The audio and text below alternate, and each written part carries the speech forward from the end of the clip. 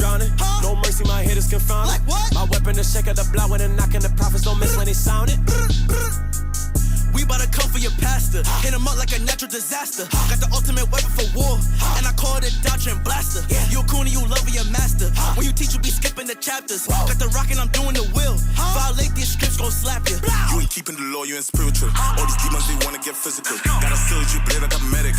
All these lie getting cut like umbilicals. All these lie getting cut, they pathetic. We the army of God, yeah, I said it. Tell the pastor, pull up, he could get it. Gotta hear what see, I'ma shred it. Your pastor, they greedy. They better know who we be. You gon' lose if you banking on TD. Got them scared and they watching like TV. Cry loud, I ain't spend no feelings. Pull a low, I'ma show him what sin is. Show you how to spot a ghost prophet. Cause we about the Lord business. Gino, we know.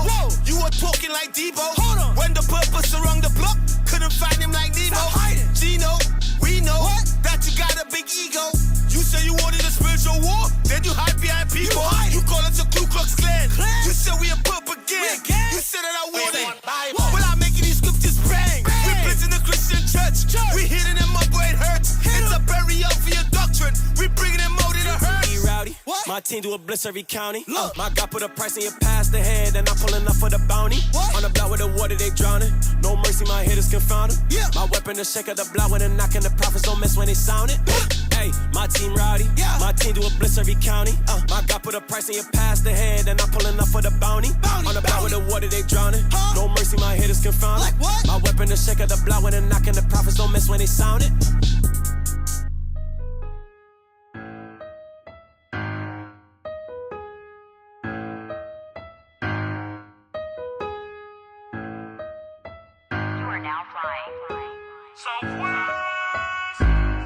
World domination, always on my mind.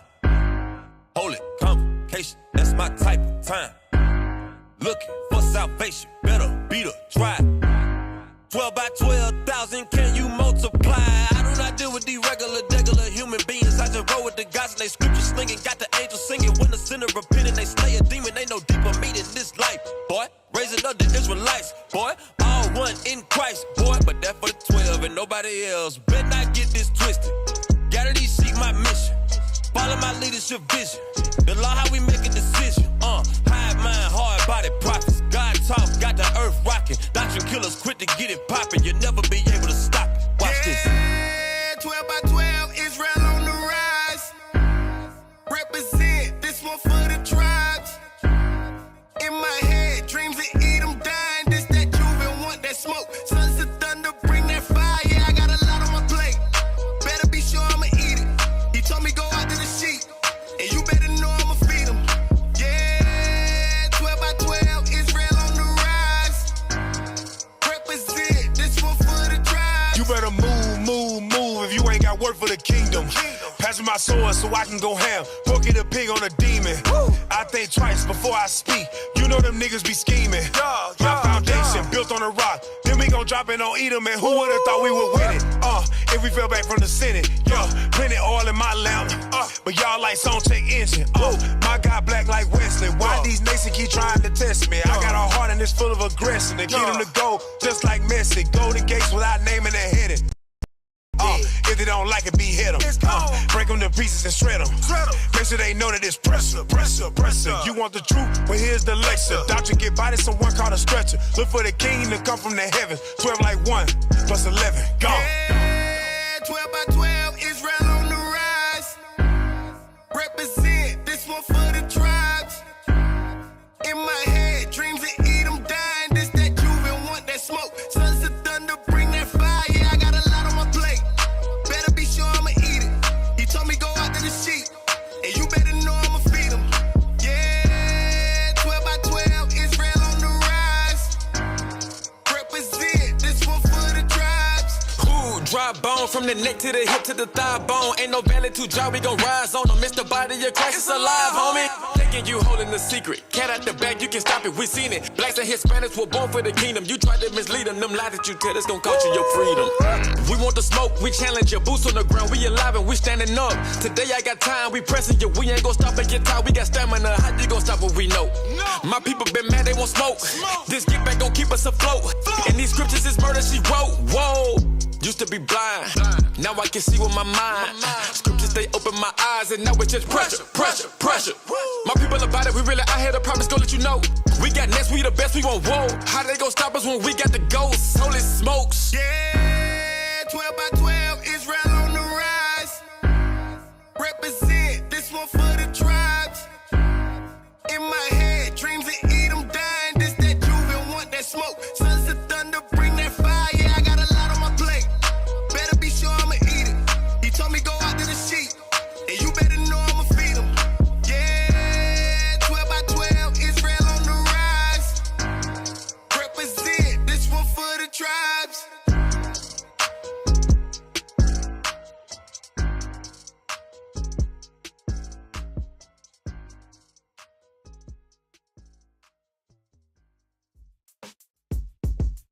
Yeah. Benjavites. This how we do it. Dream team.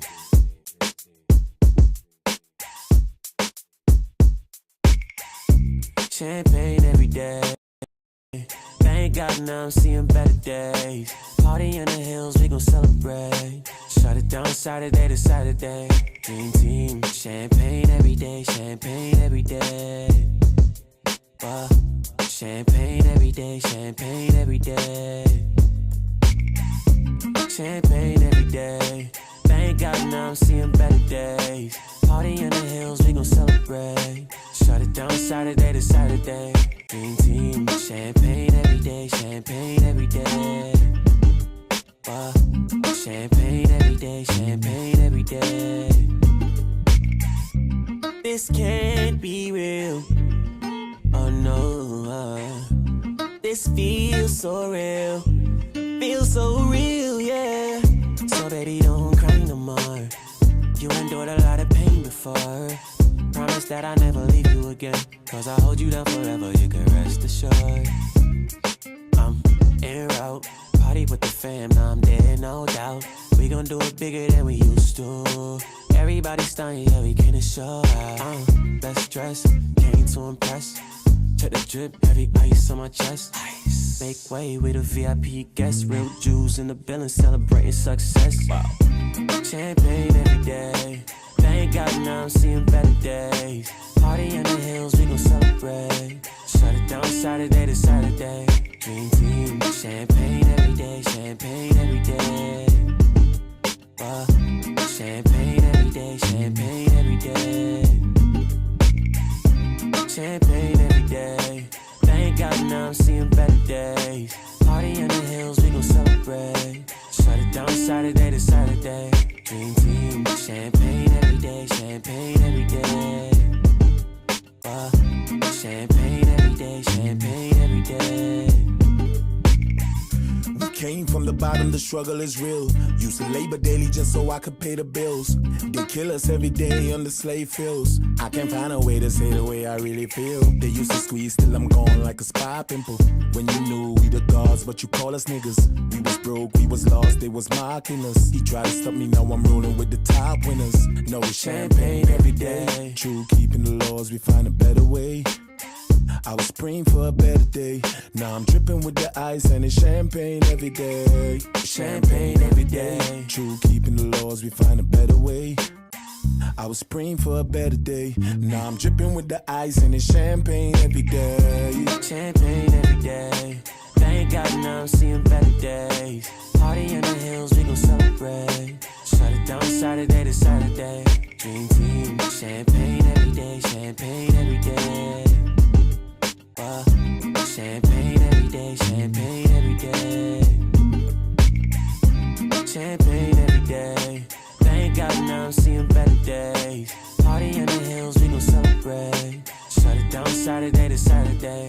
Dream team. Champagne every day, champagne every day.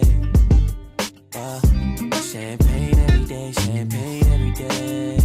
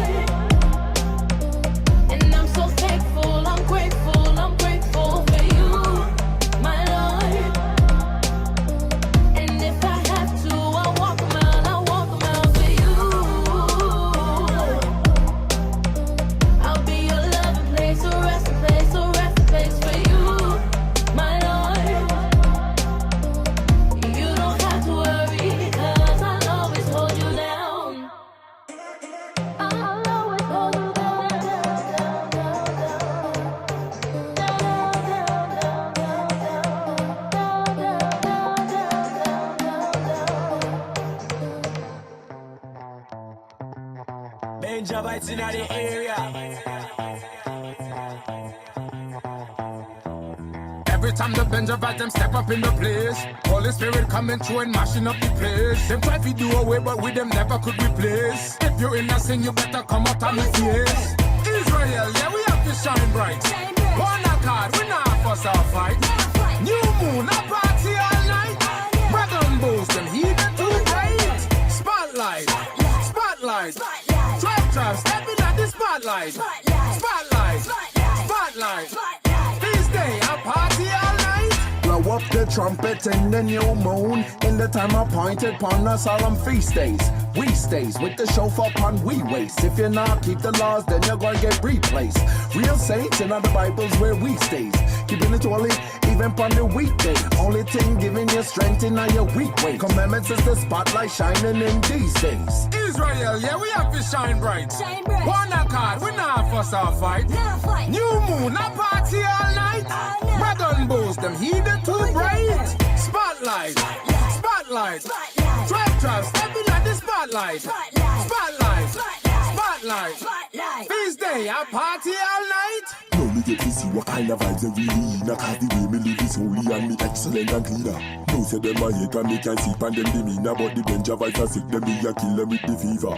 Dangerous we rolling and Messiah is the leader, and we singing and we dancing from the young until the senior. Them couldn't separate the system, couldn't get between her, and them screwing up their face, but yo the saints is looking meaner. Now you see me shining bright, I know you see me glowing when we step up on the scene, and you go see how deep we rolling. The sons of Jacob better mind who you provoking. If you violate a prophet, we go leave your body smoking. No say that them evil and the sin with them promoting, and them must think we playing and them must think we joking. Party plan the feast, the DJ keep the music flowing. We be feasting in the kingdom, day party will be throwing. Israel, yeah, we have to shine bright. One accord, we not fuss or fight. New moon, a party all night.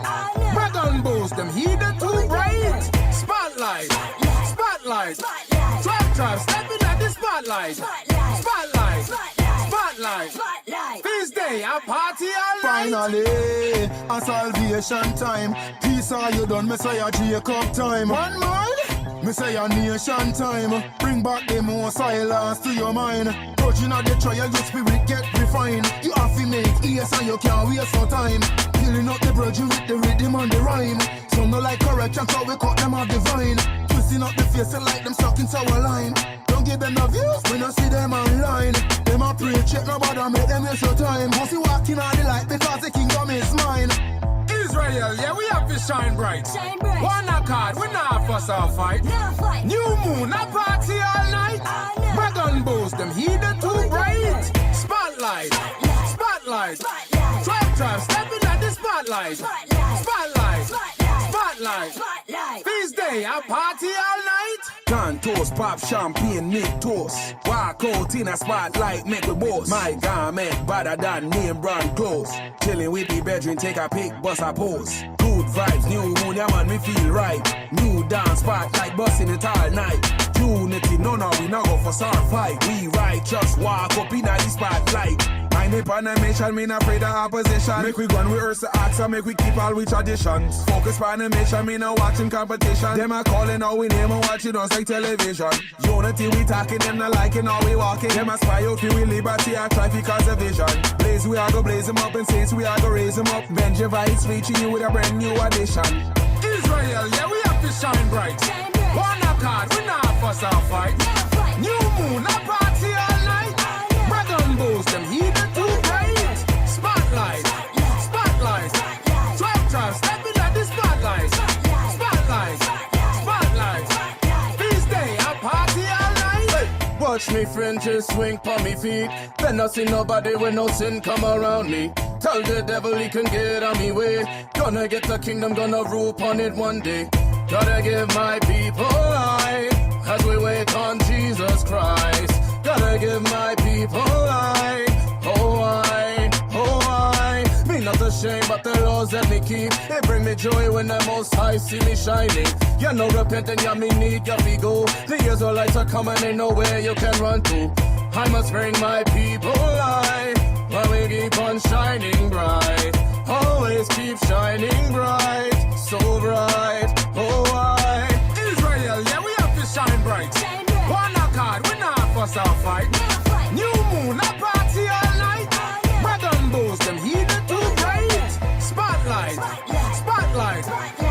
Trav, step in at the spotlight. Spotlight.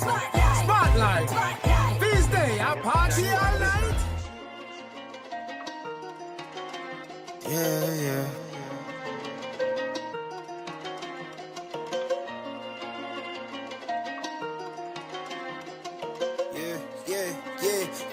We live in bad, so we had to backtrack.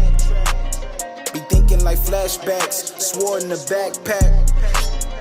My God is black. These nations is mad. They try to clap back, but God get the last laugh. Once we all seal, he be cracking the sky. God not a man that will lie. If you live in sin, then you already died. So please do not ask the Lord why when your body is burning in the lake of fire. Your show is scheduled to start in 38 seconds. Redeeming the nation, strange salvation. While we levitating in the sky, you gon' be burning in the bacon fry. Don't ask me, cause no, we don't mess with that swine. But we all do get down with the line. The king out of Judah, you know who the ruler. Go sit on the cooler, you need to chill out. Why ain't it computing up in your medulla? Go get me the Ruger, these scriptures alive. Scriptures reloaded and everything quoted. All of the words that I say, they ain't mine. I know that I'm flowing, and although I wrote it, I'm only gonna say what I say when inspired. Your show will go live in 5 seconds. You 4, heathens ain't never been right. 3, We standing like 2, 1.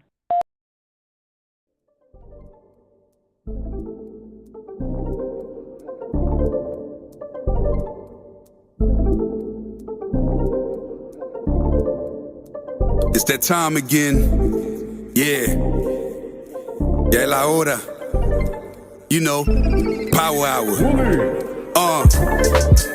Ponle atención, class is in session. Tune in for an hour, maybe more, that's a blessing. Learn from the captains and the leadership. Flee from religion, cause them churches never teaching shit. Everything you learn for your benefit. Line upon line is a requisite. Never take a deficit, yeah. That mean you take a loss if you stray from the way. You get the understanding if you study every day. Apply what you learn and bless when you pray. There's one interpretation, man, it say what it say. Ya viene el tiempo, entra para el templo. Aprende del maestro con talento. La Biblia es el centro, usando a Israel como instrumento. No te pierdas en doctrina como viento. Estudia y ora y aplica. Tiempo para Dios, ven, hace una cita. Escritura dinamita, morenos y hispanos israelitas. Oye cómo explica Israel unido en Cristo para la vida, nunca se divida. Tune in, it's the power hour. Learn your family history, don't be a coward. Yeah, tune in, it's the power hour. I said learn your family history, don't be a coward.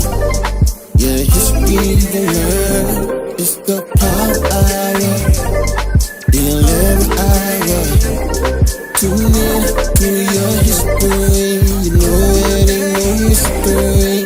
Power hour. The 11th hour. You gon' know your true history. 11th hour. Power hour. Yeah. Shalom, shalom. Welcome to the Power Hour Plus. Yeah. I'm Deacon Yashua.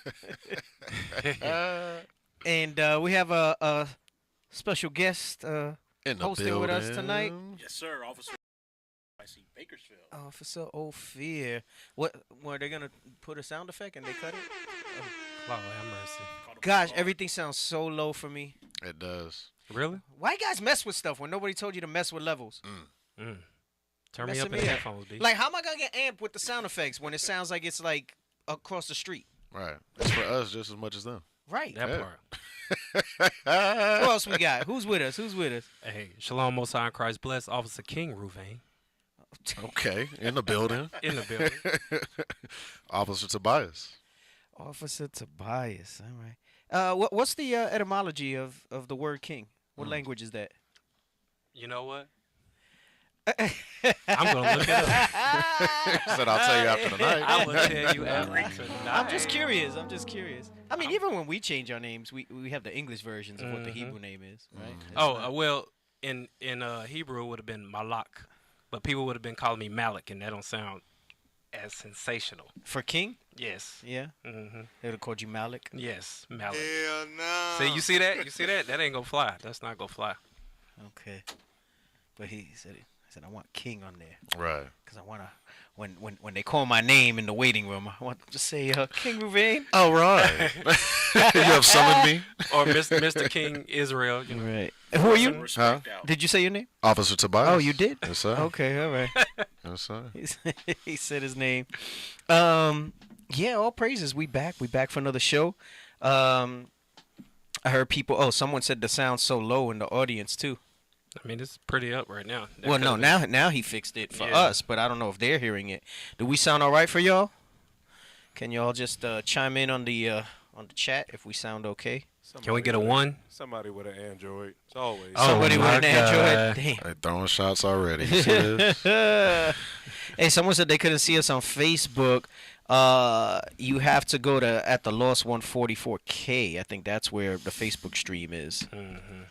So if you're checking out IUIC classrooms, we're not on that on Facebook. We're not on that. I'm on speaker. I can't come. Yes, sir. Sounds good. All right. Everybody says it's all right. Okay. All praises. All right. All praises. All praise. Maybe you were right, Officer Daniel. It's somebody with an Android. It's always that one. Oh, is that Sister Lasha? Sister Lasha, you have an Android? Oh, my God. Oh, man. Sister Lasha, she says sound better. Okay. All right. All praises. All praises. Yeah, so, we got some good feedback from the last show. All praises. All praises. We even had the Hamanites chiming in. We did. They tried to flood the phone lines. Hey, tell us what they was calling about, Officer Othniel. You said all of a sudden they started bumping in the lines like nothing with the topic, right?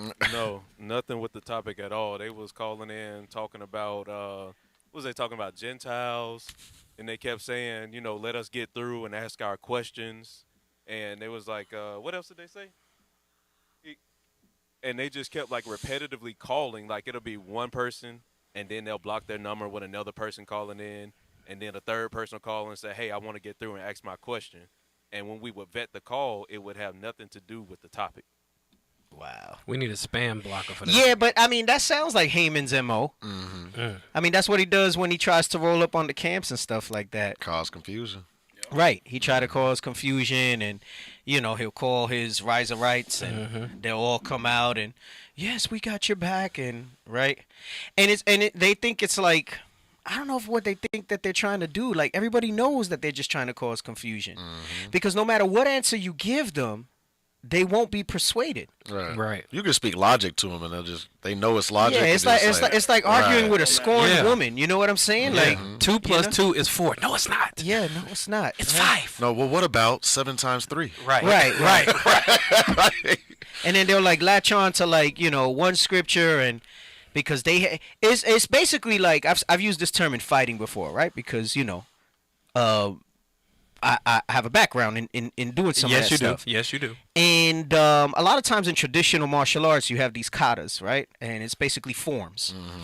And not that katas are bad. It's just that when you learn katas in traditional martial arts, you don't really understand how to apply them until much later. So what you're doing is, it's like in Living Color skit where Jim Carrey did the, stab me like this though, only this way, not the other way, right?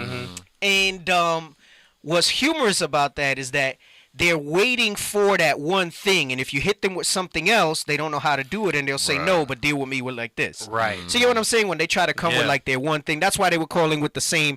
Oh, we'll talk to them about Gentiles, so we can give them this Gentile thing and that Gentile thing, right? And it's unprofitable, right? Right. And it's strivings and bullshit. That my language. That part. Let me get Galatians 2 so we could talk about that real quick. And then it's funny because Haman apparently was talking some crap or something a while back. Somebody sent me the clip talking about like, oh, you see this guy, I wouldn't debate him. He's not this, he's not that. So why are you watching my show, bro? Why are you on the feed, bro? If I ain't shit, why are you watching me? Right. Makes no sense. No, you just mad because you wanted to be down. That's right. And when you found out you couldn't, you said, wait a second, but he's light skinned. Right. I'm light skinned. Yeah. The difference is I got royalty in my DNA. That's right. Have mercy. Right? That's the difference. But let's see how Paul dealt with people that would call in with this stuff. Right? Start at verse 4. The book of Galatians, chapter 2 and verse 4. And that because of false brethren, unawares, brought in. They'll come under the God. No, but I sincerely want to learn. I sincerely want to be on the phone. Man, I remember when we went to Cuba some years back. I I typically don't answer the phone line because I'm so busy, but one of the extensions rings to me, right? And I usually just screen it. I let it go to voicemail. We have teams that check the voicemails and stuff. And I don't know, that day I said, I had seen, at the time I was a captain, and then, I had seen Captain Isaac would pick up the calls and deal with them. I said, let me try to get a little more proactive. Let me deal with the calls. So I'm with my daughter, right? I'm going to Cuba. I don't know what to expect. You know what I'm saying? Right. I said, let me take my daughter out, we have dinner, whatever. It's the night before I'm leaving. And I said, let me just take this call real quick, So I take the call, and it starts off like, okay, right? And then I realized that they just were trying to debate. And that was around the time where they were trying to call us and record. Yeah. Right? Yeah. And, they'll say whatever they want to say and say, see, we won. And then if you have people that are on their side, they're going to say, see, they won. And you got people that are on, the side of understanding and knowledge, and they're going to say, oh, no, they got cut. Right. So it's unprofitable bull, but it's false brethren. And I remember telling them off. I said, oh, I see what you're doing. I said, look, he's like, oh, but, I want help. I said, listen. I said, trust me. I said, this ain't my first rodeo. Right. You ain't new to this. Right. You true to this. Right. I think, I know it might be more recently that my face is like a little more prominent. Right. Maybe not to y'all in the Southwest because I moved out here some years back and, y'all been seeing me. But elsewhere, But people who know and have been around a while, they know that I've been around a while. Right. Right? Because the other thing was, oh, he's not in the streets. I've been in the streets. Nah, I've facts. been in the streets of New York. Facts. Yeah, they don't know. You know what I'm saying? That they part. don't know. Hey, the bishops and everything, they were all hanging out together this past week, and Bishop Kanai FaceTimed me to show me an old throwback clip from before when we had like real official camp garments. The uniform was the King of Kings shirt. Yeah. And it was a Day of Atonement. It's the video where Bishop got all the women pissed off and they jump in on the bus. Right? So they had a little shot of me where I'm just cracking up at the women and Bishop going in. So they call me to like joke and be like, and I'm there like no beard, just whiskers and all that other stuff like that. And I'm like, damn, these cats don't know. You know what I'm saying? I'm not some Johnny come lately, right? Like I've been here. Put some respect on it. Our bench is so deep. Let me just put it that way. Yeah. That I just was behind the scenes taking care of stuff. You know what I'm saying? So they have this like misnomer that they think they're gonna get some rookie, right? And like right. And it ain't like that. You know what I'm saying? Like the skills is deep. You know? Right. So but they come in with this falseness. So back to my story. So I realized what they were doing. I said, hey, our camp spot is here and our camp spot is here. I said, and I told them off. I said, I'm here with my daughter because I'm about to go out of the country to preach the gospel while you here on the phone trying to bicker. I said, you want to come? You want to, get some answers? Right. I said, come to the camp spot here, come to the camp spot there. I said, that's where we at. I said, and that's it. And after that, I said, I'm never picking up the damn phone again because they just trying to come with that BS. Right. So what happens is you got these false brethren, right? And they try to come in and say it's that I want to learn, right? And then they'll try to antagonize you. And since I'm not new, it doesn't faze me. Right. Oh, you don't want the smoke. But you don't want the smoke. Right. There's something about, again, using a self-defense example. When you know how to defend yourself, you have an element about yourself that's not ego. Right. It's a confidence, and it don't mean that you're unbeatable. It's just you only engage in violence when it's necessary because you know how violence can be. And it don't mean that and you almost why am I being heard on the thing? And I started hearing myself. And you have a level that like you feel equipped that you can handle almost anything. Right. But you also know what you're capable of, and you refrain from having to engage in those type of things, right? And it's kind of the same thing when it comes to the scriptures. Like, you really don't want the smoke because, you're gonna open up. We got the sword. You're gonna release the Kraken. Right. You know what I'm saying? You don't want to release the Kraken, right? So, this is my platform. This is my slot on the show, right? That we going through, and I'm not gonna let you disrupt it for the sake of some trivial stuff that's like 10 years ago, bro. There's been enough stuff brought out about who the Gentiles are. Like really? That's what you coming with now, right? Really? So you have these false brethren that come in, and they try to purport that they want to learn, but it's really that they want to try to teach. They did that to Christ. Right. They were always tempting them with false questions. Yes. And he never really engaged in debating them. He would give a quick answer, a quick scripture, and Paul tells us how we should roll as we're reading here. Read this in verse 4. Come on. The book of Galatians, chapter 2 and verse 4. And that. Hey, but somebody said biblical. Yeah, but biblical smoke's like that's what it's smoke is. It's designed for smoke. Come on. Right. That's what it's for. And the thing is, they know we're not going to engage with them in any type of debates. Right. Because we only debate our equals. So they try to, they try to wiggle in on circumvent. And circumvent and go to platforms and stuff like that to bring things out. But go ahead, come on. The book of Galatians, chapter 2 and verse 4. And that because of false brethren unawares brought in, who came in privily to spy out our liberty, which we have in Christ Jesus, that they might bring us into bondage. Right, because they want to bring us into the lies of Christianity, a white Jesus, right? Now, that's not what's actually happening in Galatia here, but it goes to show you that's the same spirit that's happening now, right? So it says that, and they wanted to bring us into bondage. They want us to bring us into the bondage of white Jesus, right? And rolling in that spirit, right? They're false brethren. And how did they deal with those people? Come on. Verse 5, to whom we gave place by subjection. No, not for an hour. No, you don't even get a minute. You're not even going to get a second. He said, no, not for an hour did we give you place to come on and deal with that stuff. Disrupting things. Listen, you guys are narcissistic. You live in an age of YouTube and Facebook, all right? If not for that, because that's nothing what you do. In your mama's basement. In your mama's basement. That's nothing what you do by getting on a social media platform compared to the work that we as a body have done for our people in IUIC. And you're attention whores. And what you want is comments. You feed off comments. You feed off people telling you how smart you are, how great you are, right? And if not for the internet, you'd be more nobodies than you already are. Right. Emotional damage. What were you going to say? You going to say something? They're already nobody. I mean, just think. They're already nobodies. Yeah, bring it a little closer to the mic. Just think how much of I hate to say the word loser, but that's what it is. Where you are following grown men to argue with them. Right. I mean, exactly. And for what gain? And as we segue into other areas of the show, because what they're doing, what Haman has done. See, Haman, whatever. Like I ain't debating with you. That's Matthew 15:24. Like we ain't dealing with you, right? But they'll try to get people that look like us to call in and say they're us. That's why I'm going to that false brethren. Yeah, you are our brothers. Right. But you false. But you're not our brothers. They're not all Israel who are Israel, right? You're false brethren, right? And they're nothing, and they're narcissistic. They need to feed their egos, and it's unfortunate that the internet gives everybody a place to publish anything, and their ignorance and their stupidity, it shows forth. And the reality is, they wouldn't even get views if it wasn't that they were talking about us. Right. So, we see through the bullshit, right? Like, you're really there to, and I'm sorry if I offend somebody by saying bullshit, but, it is what it is, right?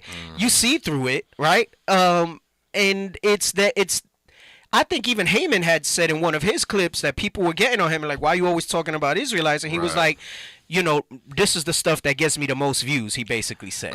Boy, no way. He says, I do have other segments on, Islam and other stuff. And nobody watches. But this is the stuff that gets me the most views. This get me the clout. This is where I'm at. This is the stuff so he knows. He's trying to make a name for himself because he never could in his whatever he calls it, urban apologetics. And what he has is envy of what we've been able to do in the streets that he thought that he could do. First of all, he's a cultural appropriator with his hip-hop BS, his stupid little cartoons in the front of his stuff.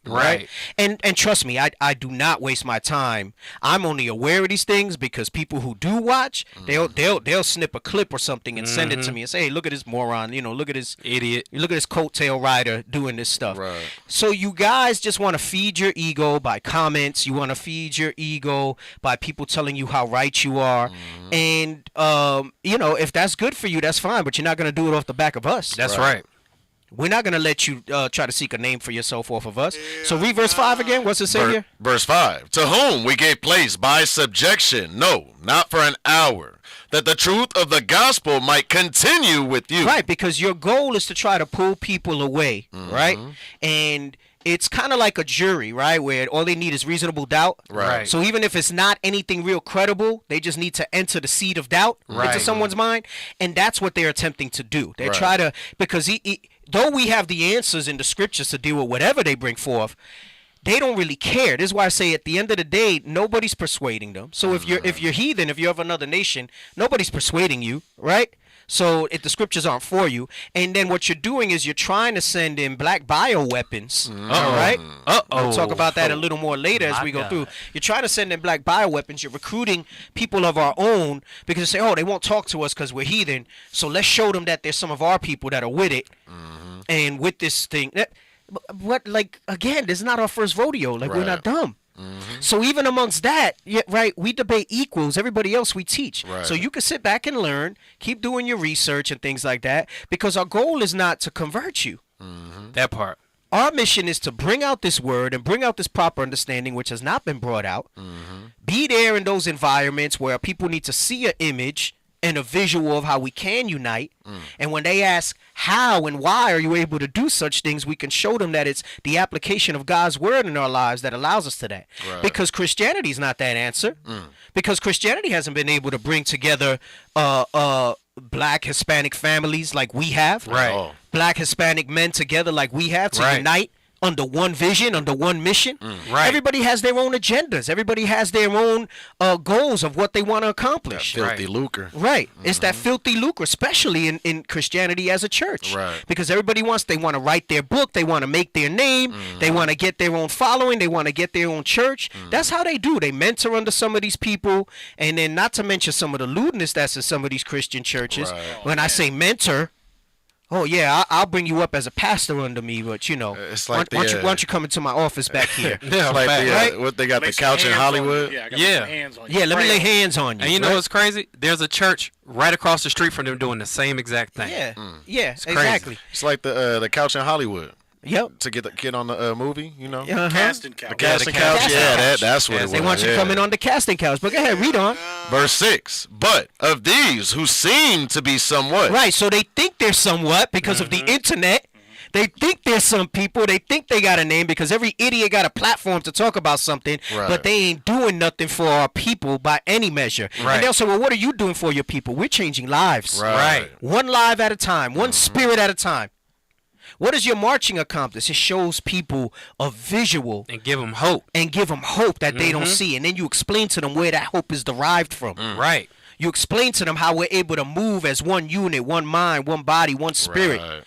To come in and be able to send that message that there is a light in this dark place. And a help for them. And it opens up the question so that we can provide the answer. And the answers are life-changing. Not to mention all the type of ministering that we do that we don't advertise because we're not narcissistic to try to get things going. We have programs for people. We have things in place for brothers and sisters. That's just not for you. It's stuff that's for people who are showing forth fruit, meat for repentance. And we have programs in place, right? Like the 300. That's not a secret program. We advertise it. They don't know what it's about, though. That's changing brothers' lives. That's facts. That's facts. Our MOV program, that's building brothers up in a spirit of discipline and application. They want to know how they're able to do all this stuff because we're unified. This is the secret. It's what's in these scriptures. Go ahead, read that from verse 6 again. Verse 6. But of these who seem to be somewhat. You think you're somebody because you got some internet following and some internet views. Come on. Whatsoever they were, it maketh no matter to me. I don't care who the hell you are or what name you are. It make no matter to me because the lion doesn't concern himself with the opinion of the sheep. That part. Or in this case, the rhino. That part.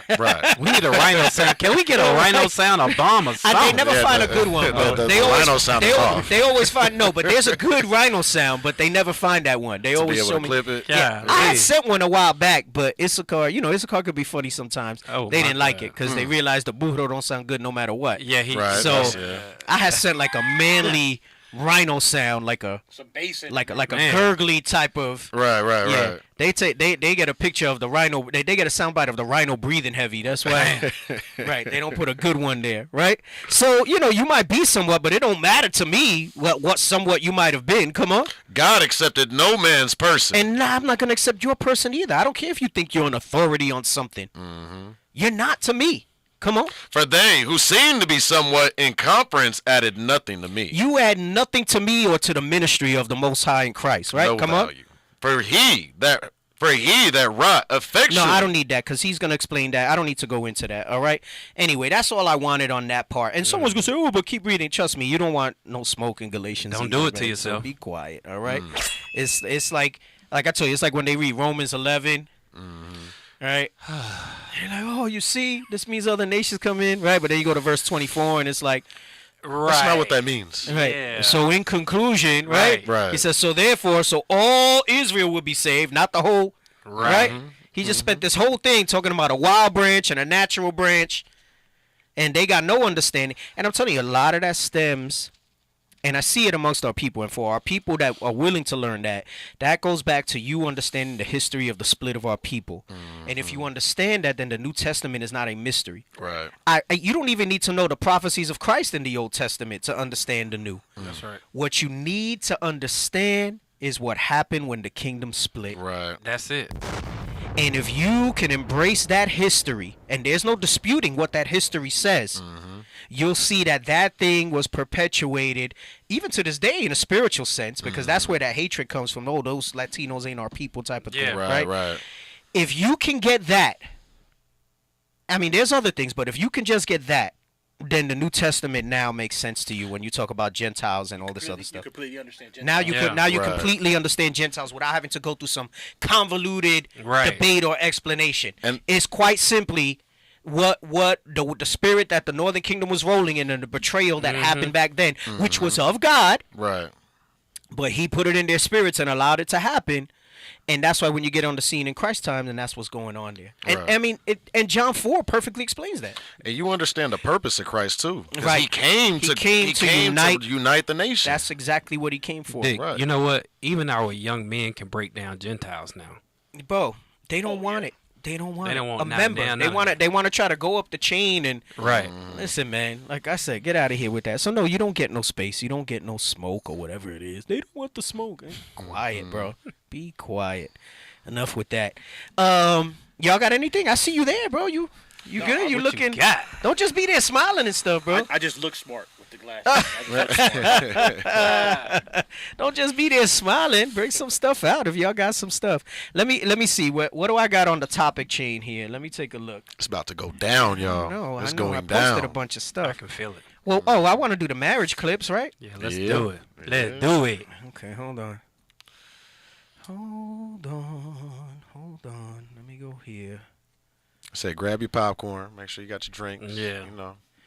Let me go here. You know, speaking of what you was talking a little earlier while you're looking up that clip. Go ahead. What we offer is hope. You know, the first time that I participated in one of the marches, and when you say take care of our wives and our children too, right? You see the people out there. You see it in their minds. Their reactions. I don't see no wives over here where we at. I don't see. I didn't have a father. I didn't have that. And I see these men standing up, rising, and walking with such power. It gives people hope. They just give confusion. Right. That's all they're trying to do is create confusion. We give hope because with Bishop Nathaniel, he makes it to where when he teaches this, we can finally understand it. Facts. When we were in Christian churches or Catholicism or wherever our background was, we was just there like a bunch of boring stuff until a song came on. Okay, we whatever, but I don't really know what they're saying. Don't make sense to me. But now we understand this, and trust me, I've been to camp with Deacon. They don't want that. They don't want nothing. Not at all. Hell no. Can I get a script real quick? Yeah, go ahead. Officer Ruben. And then give me Jeremiah 29:11, what you said about hope. Romans 8:24. And also on Revelation 4:12. I want revelation of he who killeth with the sword must be killed with the sword. And then I also want Hosea 1:10. So I'm gonna show you some hope. And that's heavy. That's heavy. The hope is heavy because when they see hope, it's not a light thing. It's we're living life hopeless. Yes. Walking around hopeless, and that's how we get onto all these addictions. We end up in all of this different. Well, that's what you read in Matthew 5 when he talks about blessed are the poor in spirit. Right. Right. For theirs is the kingdom. Right. So he's talking about that's the hope. Let's Right. get that one too. All right. We'll finish with that one when I do this hope thing. But go ahead, bring on what you got. Go ahead and read that. This is the book of Romans, chapter 8, verse 24. For we are saved by hope. So when we're out there and they see us standing in unity, you see the blacks, Hispanics, Native Americans united, and we're marching. It's a sign of hope. We are saved by hope. Just being able to see hope. We're walking around and we see our families destroyed. Our fathers are not in the household. We see our people on drugs. We could barely pay bills. We're without hope. But when they see us, it's a sign of hope, and we're saved by hope, Reed. But hope that is seen is not hope. Hope that's seen is not hope. So when we've been sitting there living our life, we haven't seen these things, Reed. For what a man seeth, why doth he yet hope for? Reed.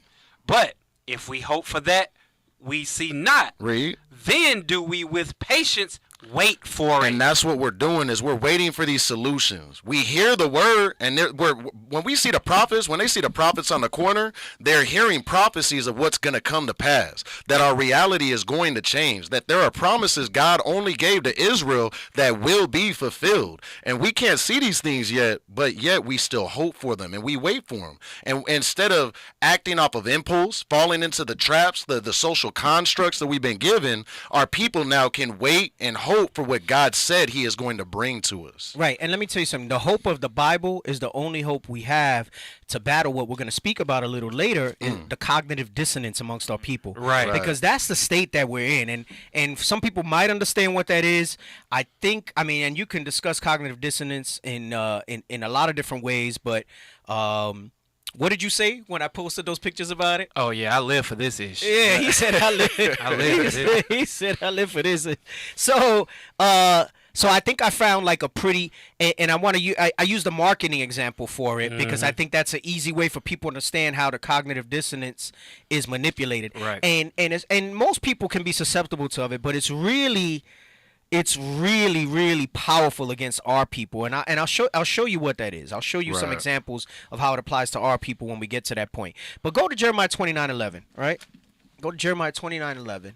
We'll start there with that hope, because you hear hope, right? And give me the definition of hope. I apologize. We still got to do our marriage segment, which after we do this hope thing, we'll do the marriage segment. All right, we'll show a couple clips on that, and we'll go from there. Because I said there's so much good marriage stuff that I want to kind of keep it flowing. A little, just a little bit, just a little. I'm not gonna do an hour on it or nothing like that, but just show a little something. Just keep it fresh in people's minds, right? Because marriage is the foundation of a strong nation, and I think all of us need to be reminded of those things from time to time, right? So, get this Jeremiah 29:11. The book of Jeremiah, chapter 29 and verse 11. For I know the thoughts that I think towards you. Right. So this is the Most High saying, "Hey, I know the thoughts that I have towards you," right? And meaning though, even though you're in despair, you're in captivity, even though you got all these things going on, come on. Saith the Lord, thoughts of peace and not of evil. Why? Because we don't have peace. We've not had peace since we were kicked out of the garden, all right? Even when we were in the rule in our kingdoms, we were always fighting to defend it. People were trying to come in and manipulate it, right? When we had the times of the kings, right? There was always some drama. We didn't have real peace. That's why that we knew that wasn't the promised kingdom. That was kind of a foreshadowing that the Most High put in our spirits to say, see, you guys are capable of rule, but don't worry, this isn't what the end that I have for you, right? He says it in this verse. I have an expected end for you, right? Go ahead, come on. To give you an expected end. Right, meaning most people have this debate, right, about is there life after death? What is there, right? What's our end, right? Most people want to wonder you don't know what tomorrow's going to bring. Right. And individually, we don't know what tomorrow's going to bring in our lives. But as a people, the hope that we have is we know what that expected end is. Right? Go ahead, come on. You want to keep going? Yeah. Then shall ye call upon me, and ye shall go and pray unto me, and I will hearken unto you. And ye shall seek me and find me. Right. So he says, and ye shall seek me and find me, right? He says, we're going to go through all this stuff, but there's going to be a time. And this is part of the hope. We're looking for people to seek and find him. Because you know why that's heavy when it says find him? Because the Bible is everywhere. It's translated into every language. Till this day, it's still the #1 bestseller of all time. Right. No, nothing's catching up to that. Right. It's translated in every language. Yet God is not found, and and our people have not known God, not the real God of the Bible. Right. What they've known is philosophies of men, doctrines of devils. Right. That's what they've understood. Is that it on verse 12? And when ye shall search for me with all your heart. Right, with all your heart. Meaning, you're not just going to take the words that pastor tells you. You're going to hear this, and you're going to go ahead and look for it for yourselves in the scripture. You're going to set your mind to the minds of the Father. We kind of spoke about, I don't know if it was last week we spoke about that. Yeah, turning the hearts back. Turning the hearts back, right? You're going to go ahead, and you're going to put that thing back into your mind, right? Oh, there's another one that talks about believe. Keep thy heart with all diligence, Yes, for out of it are the Proverbs matters of life. 4:23. Yeah, Let's get me hear that. Get me that real quick. All right. The book of Proverbs, chapter 4, verse 23. Keep thy heart with all diligence. Right. So this is why he says that you'll seek me with your heart, right? And we were talking about returning the heart to the fathers. He says, keep thy heart with all diligence. And this part of this goes into when we go into the black bioweapons in a little bit too, right? Keep thy heart with all diligence because of the pollution of this world and what's in it and all the obstacles that try to keep you from the door, right? It's plain what the end is. You just have to navigate the darkness of this place, right? Like you read in, I think it's 2nd Ezra 7, where it says there's fire on one side, water on the other, right? And you have to go through that thing, right? It's plain that that stuff is there, but this is why you have to keep your heart with all diligence. Actually, get me that in 2nd Ezra 7. But finish this. Keep thy heart with all diligence. Keep thy heart with all diligence, for out of it are the issues of life. The reason you must be, and the heart is talking about your mind. And he's telling you, again, when we get into the cognitive dissonance, you're going to understand. You must keep your heart with diligence. And I got to imagine that these things were put there, and you want to fast forward and bring that thing to today with the misinformation from the mouth of the dragon, the flood of the media, right?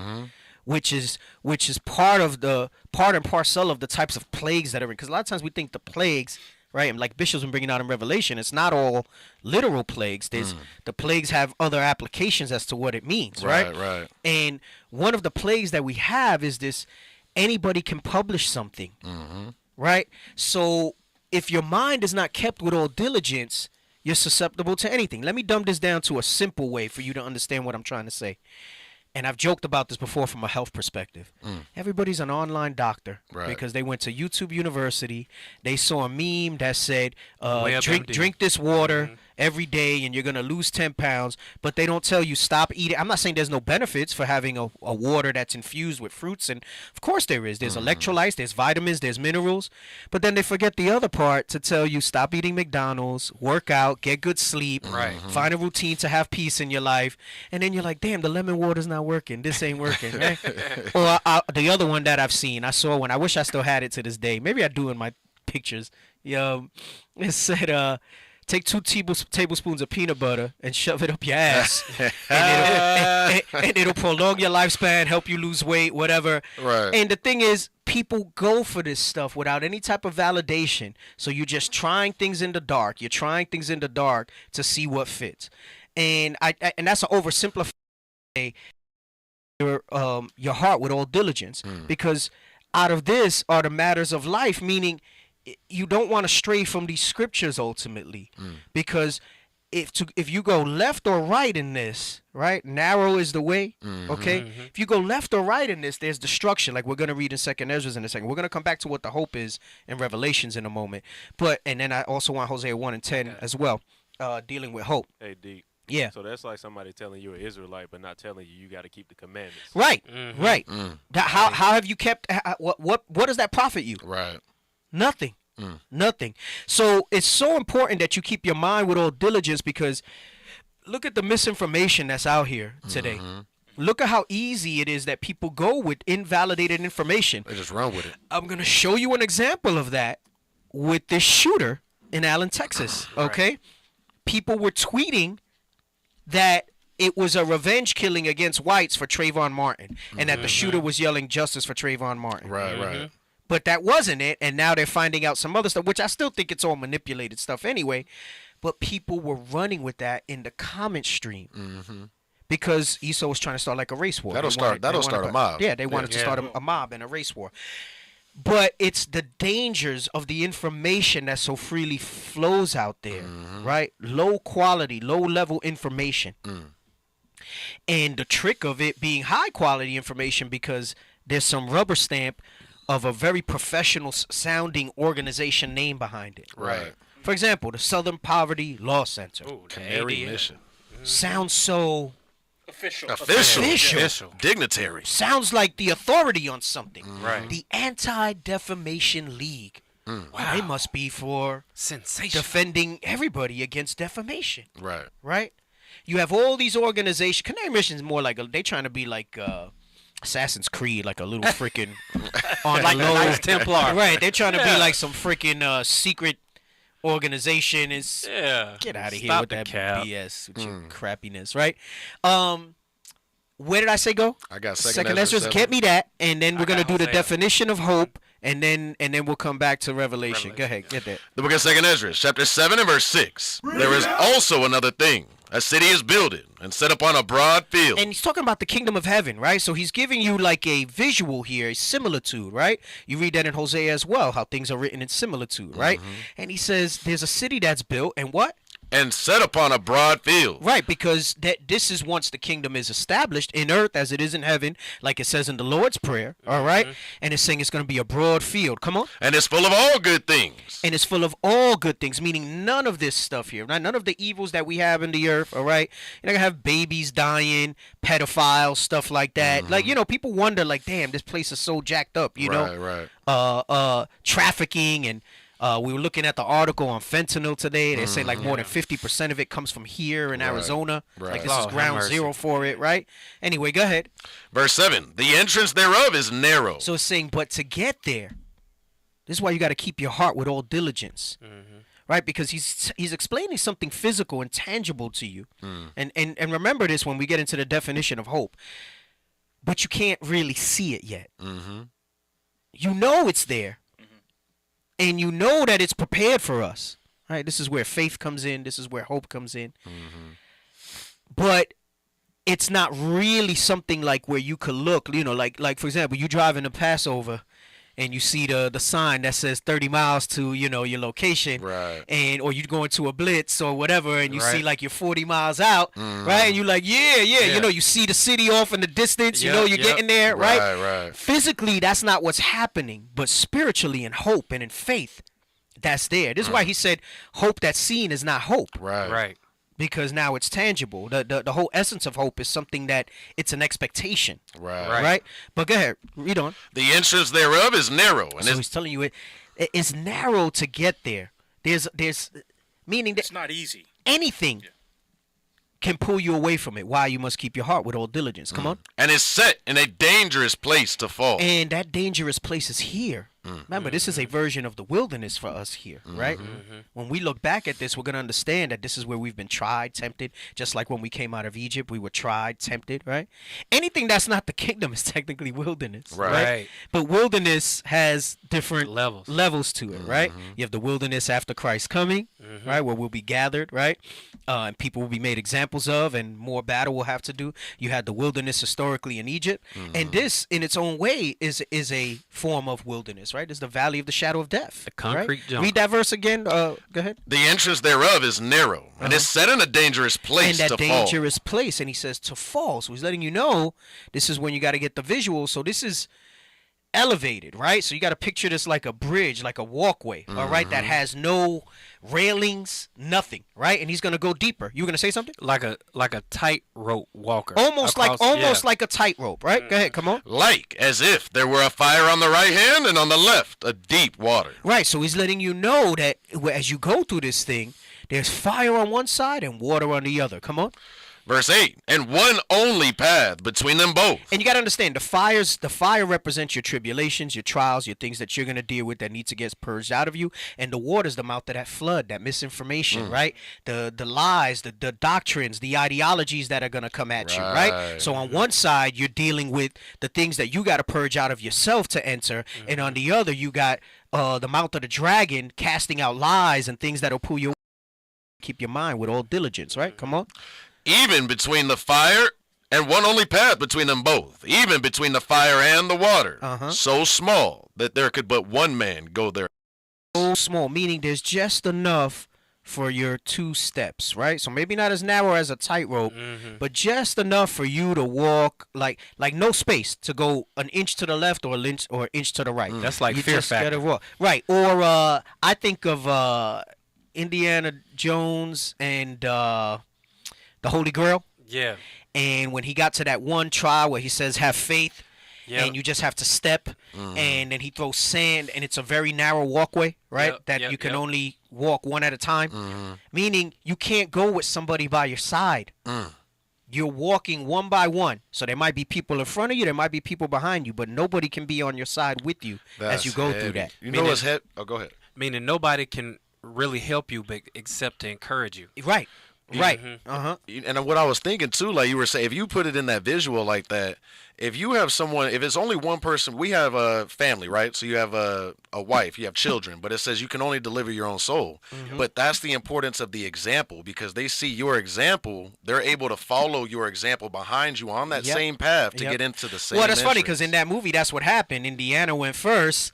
And then everybody else, like, he left clues behind so that they didn't have to deal with the Figure it all out. Right. He figured it out, and he went. That's when he threw the sand to let you know that there was a walkway. It was just carved in such a way that you couldn't see it looking straight down. It looked like you were just going to fall into the chasm that was below. That's heavy. Yeah, that's an older movie for some of you younger people, but, you know. I know Indiana Jones is a thief and he gets glorified, but I do like watching Indiana Jones. But go ahead. Is that it on that? Verse 9. If this city now were given unto a man for an inheritance. And this is that hope, the expected end. Right. He says, if this city, we know that is there for each and every one of us that's an Israelite, right? Many are called, but few are actually chosen to make it through that path, right? So he says, if this city was given as an inheritance, which it is for us, come on. If he never shall pass the danger set before it. This is why you got to keep your mind with all diligence. You must walk through these trials. You must walk through these dangers because, right, it tells us also in Ezra's that in the beginning, right, these ways were wide and sure. I think as you read on, it tells us that, right? Go ahead, come on. If he never shall pass the danger set before it, how shall he receive this inheritance? Right, you have to go through these things to be found worthy of this inheritance. Read on. And I said, it is so, Lord. Then said he unto me. Hold on, he has the visual. I hope we don't get cut for this.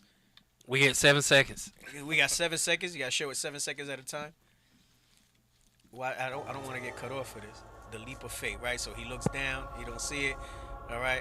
Pause. Move ahead a little. Like try to zoom ahead and see where it shows it, right? He's trying to figure it out. I would love to show you the whole clip, but it's like we might get cut off. It's over for that. Right, he's going. They already got the hint. He's asking back. He's like, yo, you know. Are you sure? Are you sure? Give me something. Yo, your pops is dying. Blah blah blah. It's all emotional. He has the sweaty chest out. Right. Go ahead. So you can show a little there. So he steps.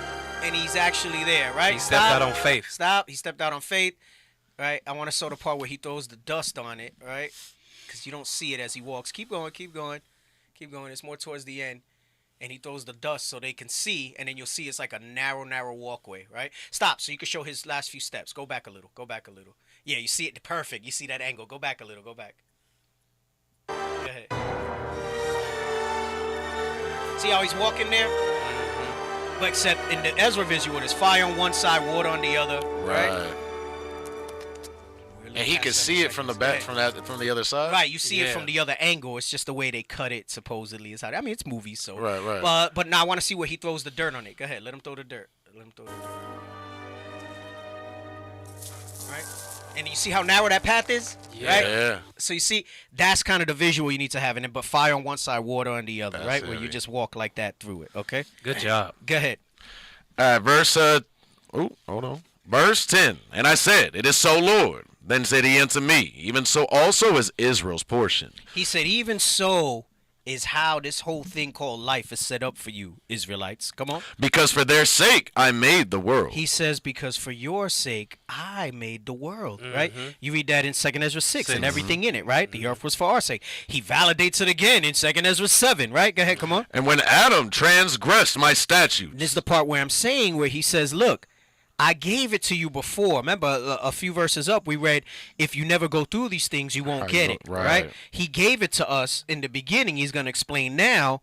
But then, it because of sin, because of Adam's sin, because of Eve's sin, it didn't go the way it needed to. So he said, now you got to earn it, right? Go ahead, come on. And when Adam transgressed my statutes, then was decreed that now is done. Right, he says, and that's when now you have this, what I just spoke about. Right, come on. Then were the entrances of this world made narrow. And he goes, and that's when I made things hard. Right, come on. Full of sorrow and travail. They are but few and evil, full of perils and very painful. Right. Come on, so he's talking about life. Don't that sound like life? Yes, sir. It does. Yes, sir. Read that part again. Then were the entrances of this world made narrow, full of sorrow and travail. Sorrow and travail. Right, come on. They are but few and evil, full of perils and very painful. This is why you got to keep your mind with all diligence, right? Come on. For the entrances of the elder world were wide and sure. So he says in the elder world was when he made, and he said, look, I gave you all of this. Right, the Garden of Eden, right? Go ahead, come on. And brought immortal fruit. And brought immortal fruit, right? Meaning we had immortality. Right. Come on. If then they that live labor not to enter these straight and vain things. See how he says you got to labor? He said, so I don't know, where's Christianity get this thing that there's no labor, no works. right? Like there's no works. Saved by faith. But then they forget James where he says, I'll show you my faith by my works, right? Right. And what do they think that means? Hugs? Kisses? Maybe. Yes, we know it's of no man's own will that the kingdom will be delivered, but the catalyst for it is the actions that the Most High is instructed us throughout the whole Bible that we must apply in order for him to deliver that thing. Right? Go ahead, come on. If then they that live labor not to enter these straight and vain things, they can never receive those that are laid up for them. He calls them straight and vain, meaning you got to understand something. That's a little subtle clue to the hope. When something's vain, it's worthless. Right? Remember, it says all the days of thy vanity. Right? And Solomon says vanities of vanities, right? Yep. He said, bro, you got to understand that this is temporary. Anything that we're dealing with here, good or bad, is temporary. It's vanity. It's vanities because the real goal is this place that's set in a wide field. Right. Once it's finished, right? This is like when you play a video game back in the day and you're in the room and it's loading for the next level to show up. This is loading. Right. You know what I'm saying? Right. This is loading, okay? What's really behind has not been fully brought to us yet, okay? It's ready. It's ready. It's right behind the door, right? Right. We just got to take the journey there. Right. Can I get a script? Yeah. Hey, that also comes with that hope too. Because when it's loading, you don't know if it's gonna mess up. Right. You don't know if your PlayStation Stay gonna frozen. Get Revelation 14 You go use the 13. bathroom, get a snack, it's still loading. Right. What is going on here? That's heavy, man. Where were you going? Revelation 14 and 13. Okay, go ahead. This is the book of Revelation, chapter 14, verse 13. And I heard a voice from heaven saying unto me, Right, blessed are the dead, which die in the Lord from henceforth. And that's what I thought of, because we were saying that it's not, this is all just temporary, it's vanity. It's once you get past that final point to the next point. So he's saying, blessed are the dead that die in the Lord. Where's the scripture where it talks about it be like waking up from a dream? Oh, gosh. I don't know, off the top. Does somebody know what I'm talking about? Read the next part of that. All right. Yea, saith the Spirit, that they may rest from their labors. Right, because that's the works we were just talking about, faith by works, right? He said, if then they that live labor not to enter these straight and vain things, they can never receive it. But he said, if you die in the Lord, it says, blessed are them that die in the Lord, because they're going to receive it and they're going to rest from those labors. Read. And their works do follow them. The works they had to do to show their faith. The same way that Abraham was justified by works is the same way that we're being justified in these last days by works to receive the kingdom that's going to last forever. That eternal life, those goodly things that are set up, that city. That's not it. I mean, I think it kind of says that. It was the one in Job. All right, I'm going to skip it because I don't want Psalms 126 and 1? What does it say? Hold on. I know Job 20 talks about how the way Esau was, it'll feel like it was a dream. It But said when the Lord turned. Yeah, that's again it. That's it. the captivity of 126 Zion. and 1. no, damn. Hey, he hot with it. Officer Right. Daniel on it. He hot with it. Yeah, it's the team. They helped us. The book of Psalms, chapter 126 and verse 1. Yes. So going into it, read Second Ezra where he talks about the vanity, Yes, and sir. then we'll go to Psalm 126. The book of Second Ezra, chapter 7 and verse 14. Oh, praises. You cooking with gas back there. Oh, okay. Somebody online got it too for me. All right, go ahead. If then they that live labor not to enter these straight and vain things. Right, the straight and vain things is all those struggles, the fire, the water, the narrow passage that one could walk through at a time, the sorrow of life, the painfulness of it, right? But it's vanity because when that day comes, and Lord's will, we granted that salvation, those of us who make it, right. It's not gonna feel like you were, luchando. Like we say luchando in español. Like you're just like going through it, like you in the struggle. Yeah. Like you in the struggle, right? Like just the waking up every day for maybe a job you don't like, for working with people, being around people you don't like, seeing the madness of the Sodom agenda and all the vexation of spirit. Sighing and crying. Like when you wake from a nightmare and you wake up and you're like, oh my gosh, thank God that wasn't real, right? Right. Even though it felt like it while you were in it, once it passes. That's it, right? So read this in Psalms 126 to show you it's vanity because when that deliverance comes, it's going to be like a dream that passed away. Read. The book of Psalms, chapter 126 and verse 1. When the Lord turned again the captivity of Zion, we were like them that dream. Right? We were like them that dream. That's that example that I just gave you, right? And you wake up and it just fades away. Right. It wasn't like it was a reality. Correct. Come on. Then was our mouth filled with laughter and our tongue with singing. Then said among the heathen, the Lord have done great things for them. That's all that I wanted from there. There's some other ones too, but that one was good. That one was good. You got that, right? So it's like waking from a nightmare, right? And then it's not even anything terrible to deal with. Was that it on 2 Ezra 7? Yes, sir. Okay. Now, let me get the definition of hope. Hope, the feeling that what is wanted can be had. No, I don't like that one. Give me the one from Google. The one from Google was good. That verb on the bottom too is to look for. Yeah. Give me the one from Google. There you go. Because Google uses Oxford, I think. Okay. That's read that. The first one. The hope, a feeling of expectation and desire for a certain thing to happen. Right. So, look at the similar, right? Aspiration, desire, wish, expectation, ambition, aim, plan, dream, daydream, pipe dream. Right. So they say some people, but that's a negative connotation for a pipe dream. It's not a strong similar, right? Right. A longing, a yearning, right? So there's the people that say you want to go home. So it says a feeling of expectation and desire for a certain thing to happen. And it says we have that hope, right? And that hope is what we just read, that there's something there for us. But let's give you some of that detail of what that hope entails. Let's get Revelation 14:12, and then I want where I told you about 13 and 10. Yeah, 13. Yep. And then we'll do Hosea 1 and 10. The book of Revelation, chapter 14 and verse 12. Here is the patience of the saints. Here are they that keep the commandments of God and the faith of Jesus. Right. The hope is that we are going to be there because if we keep the commandments of God and the faith of Jesus, we have hope that this will be done to us. Come on. Revelation chapter 13 and verse 10. He that leadeth in the captivity shall go into captivity. He that killeth with the sword must be killed with the sword. Right. Come Here on. is the patience and the faith of the saints. Right. So this is the patience and faith of the saints. That's hope. Right. That's going into the hope that our oppressors, those who have done wrong to us, those who have subjected us, right? And I'm not just talking about captivity that's passed already with physical chains. We're still under oppression. We still deal with those types of things. Right. And then the mockery that people try to make. Oh, you're oppressed? Look, you got a nice car. Right. How are you oppressed? Come on. We just said that that's all vanity. Right. The oppression is that this place is not the kingdom that's set up. There's sickness, there's disease, there's death, there's sorrow.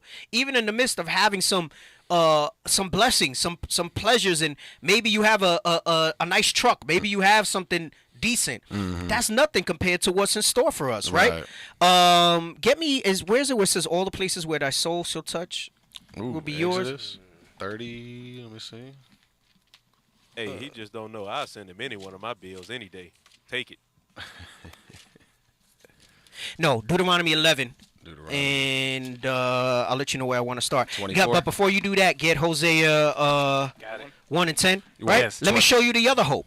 We live in a place where you cannot be called You say you're an Israelite, and immediately they say you're anti-Semitic. They say that you're a hate group, right? You can be anything else. You could be a woman if you're a man, and they'll accept you. Right. You could say that you can even be transracial, and nobody gonna say anything to you. Oh my God! But Lord forbid you say you're the people of the book. Oh well, forget it, right? Then Go you're ahead. going too far. Do you want to start at 22? No, I want Hosea 1 and 10 first. Come on. The book of Hosea, chapter 1, verse 10. Yet the number of the children of Israel shall be as the sand of the sea, which cannot be measured nor numbered. And it shall come to pass. And it shall come to, this is that hope. It shall come to pass. Remember, hope is not something that's seen. It's something that seems afar off, but we know it's promised, right? This is what we're yearning for, right? Come on. And it shall come to pass that in the place where it was said unto them, ye are not my people. In this place, in this time, in this earth, where it said you are not my people, come on. There it shall be said unto them, ye are the sons of the living God. That's the validation that we're going to get from God. Right. I don't need to persuade a heathen to say, you know what, you're right. The way you're bringing out the scriptures, yeah, you guys are the Israelites. I don't need that. Right. I don't need false brethren brought in unaware. I sounded like Deacon Lab. I said brethren. Brethren unaware, all right, to validate that we have that hope that day will come where we be called that. Deuteronomy 11 and 21, and then I want to move on. The book of Deuteronomy, chapter 11 and verse 21. That your days may be multiplied. This is hope. Come on. And the days of your children in the land which the Lord sware unto your fathers to give them, as the days of heaven upon the earth. This goes into that we know that heaven's not some place that's in the sky that you hang out in, right? We know it's prepared, right? We know that it's some place that's celestial, okay? But that thing is going to be here. The kingdom of heaven is going to be here in the earth, right? He says that your days may be multiplied and the days of your children. He's talking about that fruit of immortality in the land. It's going to happen in this place, right? In the land where they said you were not my people, right? As the days of heaven upon the earth. Come on. Verse 22. For if ye shall diligently. There's if. There's a condition. Right. None of that changed. They're saying Christ came on the scene and it changed. That you don't have to keep the commandments anymore. It says, if you shall diligently what? Keep all these commandments. No, all you got to do is keep the faith of Christ. Or the 10. Right, but not understanding that the faith of Christ entails that, like he said in John 15:14 and 14:15, right? Yeah, my friends, if you do the will of my Father, if you love me, keep my commandments, right? Come on. And that's even that keep thy heart with all diligence. Keep thy heart with all diligence. That goes into this, keeping the it commandments in your mind. Diligently. So if you shall keep diligently all these commandments, come on. Which I command you to do them. To do them, not just remember them, but to apply them by action. Come on. To love the Lord your God. And he's letting you know that to love him is to keep them and do them. Right? Come on. To walk in all his ways and to cleave unto him. Then will the Lord drive out all these. Then. If then. You remember that in school in math class? If then conditionals. Right? If then. Right? He said, if you do this, then will the Lord do this. This is our hope. Come on. Then will the Lord drive out all these nations from before you. Because that's what we wait for. Because all these nations have been nothing but a virus, a pariah to our people. They have robbed and stolen and built their empires on the back and blood and sweat and tears of our people. Come on. And ye shall possess greater nations and mightier than yourselves. Possess. That's what we read in Revelation 13. Possess. We're going to own them.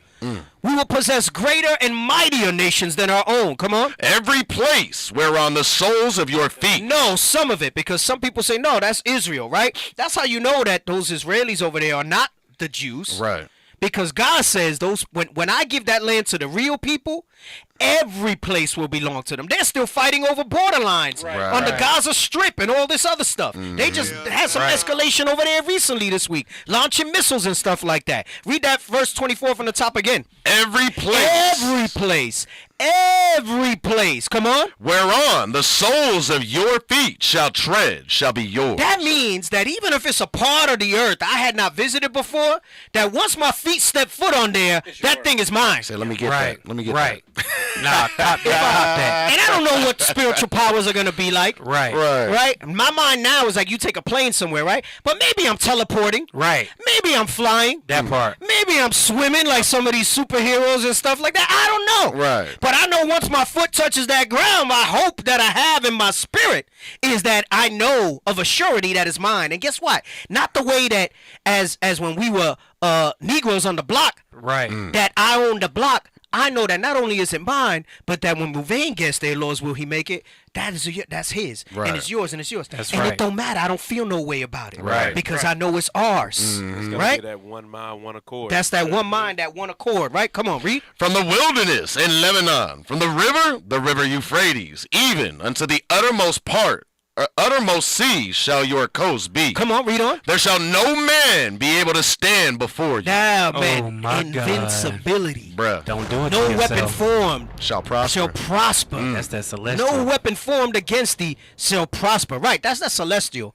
When the scripture talks about they put on their white robes, Right. that's putting off the terrestrial body that we have here and putting on that celestial. That part. Give me the 6-pack. Lord have mercy. What? Hold on. I'm 13 and a half feet tall. I'm gonna eat what I want to eat. What's happening? Right. And I ain't gonna have to worry about They don't go nothing. nowhere. That's it. I ain't gonna worry about it being bloated, gaining Man, fat, what? none of that stuff, right? He think he having nightmares about horses now. Right. You brothers that were bullied and beat up, don't worry. Nobody gonna be able to beat you up no more. Not a now one. Bruh. Right. You think you having nightmares about horses now? Just wait. You just wait. Good Till Lord. the lions come out and the rhinos. Read 25 on the top again. There shall no man be able to stand before you. Come on, why? For the Lord your God shall lay the fear of you and the dread of you upon all the land. Hey, you know how like you gotta act a certain way when you're in a certain neighborhood. You know, if you see too many American flags, in your neighborhood, like that's a little scary. Don't I'm tread not on going down me. this. Right. That's not if you're an Israelite. That ain't for you. You see too many American flags, you walk through there, oh, this might not be, you know what I'm saying? Yeah. You know how like back there in Jim Crow and civil rights, you couldn't look somebody in the eye, you had to keep your head down, right? Yep. It says they are going to be the ones doing that. They're the ones that if they see you, they're going to head down. They going to cross the street. Right. You know what I'm saying? And not because they think you're going to rob them or nothing, because they know they better not disrespect. Right. Right? Don't do it to yourself. Read it again, 25. There shall no man be able to stand before you. For the Lord your God shall lay the fear of you and the dread of you upon all the land that ye shall tread upon, as he hath said unto you. As he have said unto you. You keep reading the rest of that. That thing is bad. He talk about a blessing and curse and all of that stuff, right? So I don't know how you invalidate all that in the scriptures off of the Gospels. John 3:16. Right, and John 3:16 and stuff Galatians like that. 3:28. If anything, it reinforces all that type of stuff. So that's hope right there, boy. I was just about to say, that's hope. All this right here, this is real hope. That's hope. This is real hope right here. That's hope. Bro, that puts a battery in your back. Oh, it If sure it don't, I do. don't know It what to sure say. do. It sure do. My goodness, man. My goodness. All praises to the Most High. When you hear stuff like, when you hear this, scriptures like this, it makes you want to do right. It makes you want to fight. It makes you want to hold on. When you have moments of weakness, like, man, normally in the past I would have failed here, but knowing this is in front of me, if I just stay down that strict Just path, hold on. and Keep your heart with all diligence. Yeah. Just keep your heart with all diligence, and that's there for you, right? He says it in the next few verses. He goes, if you do this, I got blessing and curse. If you do this, you got the blessing. If you don't obey me, whatever, I got curses for you, So that's that hope. That's that hope. Hey, let's go to some of these marriage clips. Let's move to our marriage segment. That went longer than I wanted it to, but it's all right. It was needed. The spirit was moving. Yeah. Give folks hope. Man, I could have kept going too, like with more precepts, but then I got right. Give folks hope, right? My job's not here to sit with you to debate on things that we already know and our spirit is right, and people know and believe are true. There's no profit in that. That's why you get no space, not for an hour, right? So that the hope of this gospel can remain for our people, right? And that's why we spread that hope. Yeah, we could show Abuela. We could show the Abuela clip. So we just gonna, like I said, I would like to make it a thing where we show at least one. I think I got two. No, I might have three. We got three. So I'm not gonna stay real long on it. We're just gonna give you some thoughts, all right? And Abuela here got some thoughts, right? Go ahead, come on. Yes. Can I share something with you? It's not a badge of honor that your husband needs to handle you. Stop. I'm sorry. Because you be seeing that, right? You be seeing. Right. I don't think you see that in Israel, like the sisters that are already in their walk in repentance here. But you see a lot of our sisters on social media. I need a man that can handle me. You can't handle me. You can't handle me. I need a man that can handle me. She telling you it's not a badge of honor to have that attitude and that mindset, right? Nah. Go ahead, come on. Not a badge of honor that your the guy that you're seeing needs to handle you. You know, we went through this society with this wrong understanding that we need a man that can handle us, handle my mouth and handle my behavior and handle my attitudes. And what actually happens is that he ends up handling you by giving you up, by walking away and saying, I don't want to handle that. See, it takes emotional maturity to be in a relationship with a real man. Why? Because stop. You heard what she said? That's because that's going to help that's when we show the heavy. brother in the next clip. Right. She says it takes emotional maturity to be in a relationship with a real man. And gosh, could I go on at length about I'm not going to do it today. But a lot of these issues that we have, you know, I mean, I did the one where I said, you know, sisters get emotional when your husband correct you. His job is to make you better. Right. So when he corrects you, you should be grateful that there's somebody there to give you correction. Right. Not somebody that's going to take your stuff because he got to handle you. Like, really? I mean, come on. So you have to have a level of emotional maturity. And it's so true because sisters that roll in that spirit, see, some of you might not say it, but there are some sisters here that move with that mentality. They just won't say it so boldly. Right? Go ahead. attitude, all the smart mouths, all the going back and forth, all the saying whatever you feel like you want to say because you're having a bad day doesn't work. So you need to learn how to... Hey, notice what she said. Because you're having a bad day. Because maybe you're not the sister that's like that all the time. Right. But what's one of the things you hear? Oh, I'm premenstrual.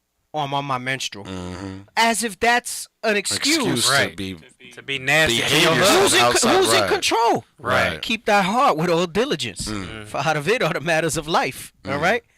Sisters, you held accountable every idle word in that day on how you roll. And you ain't going to sit there in that judgment seat and tell Christ that, oh, well, I had my period. That's why I disrespected my Lord.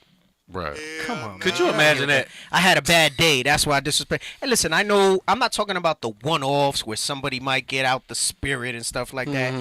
But the ones that wear it as a badge and be like, oh, well, you just got to bear with me. Or there's some sisters be like, this is my week. All right. I'm just letting you know this is my week. They embrace What the hell it does that mean? Full-fledged. See, that's why back in the day you had a separation house, You got the space, but build a little. They even sell them. Get a shed. Get a shed. Get a shed. Throw a candle in that joint.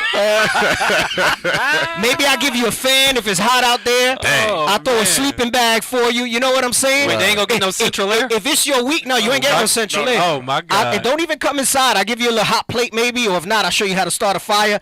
If it's your week, right. You see how that shit'll change. Right. Damn, I was cursing again. You see how that stuff will change. Right. It's your week. You had a bad day. Hey, come on, man. It's $800 at Sam's Club. Hey, right? They got some nice ones. Little house, got a little window. You put a little flower in the window, all that stuff. Little house on the prairie. Yeah, you might not be able to stand up all the way in it. You know what I'm saying? But it gets the job done. It gets the job done, and you can have your week out there in the separation house. Right. Hey, they don't need to stand up straight. They claim they be cramping anyway. Right, you cramping anyway, so you want to be down in the fetal position.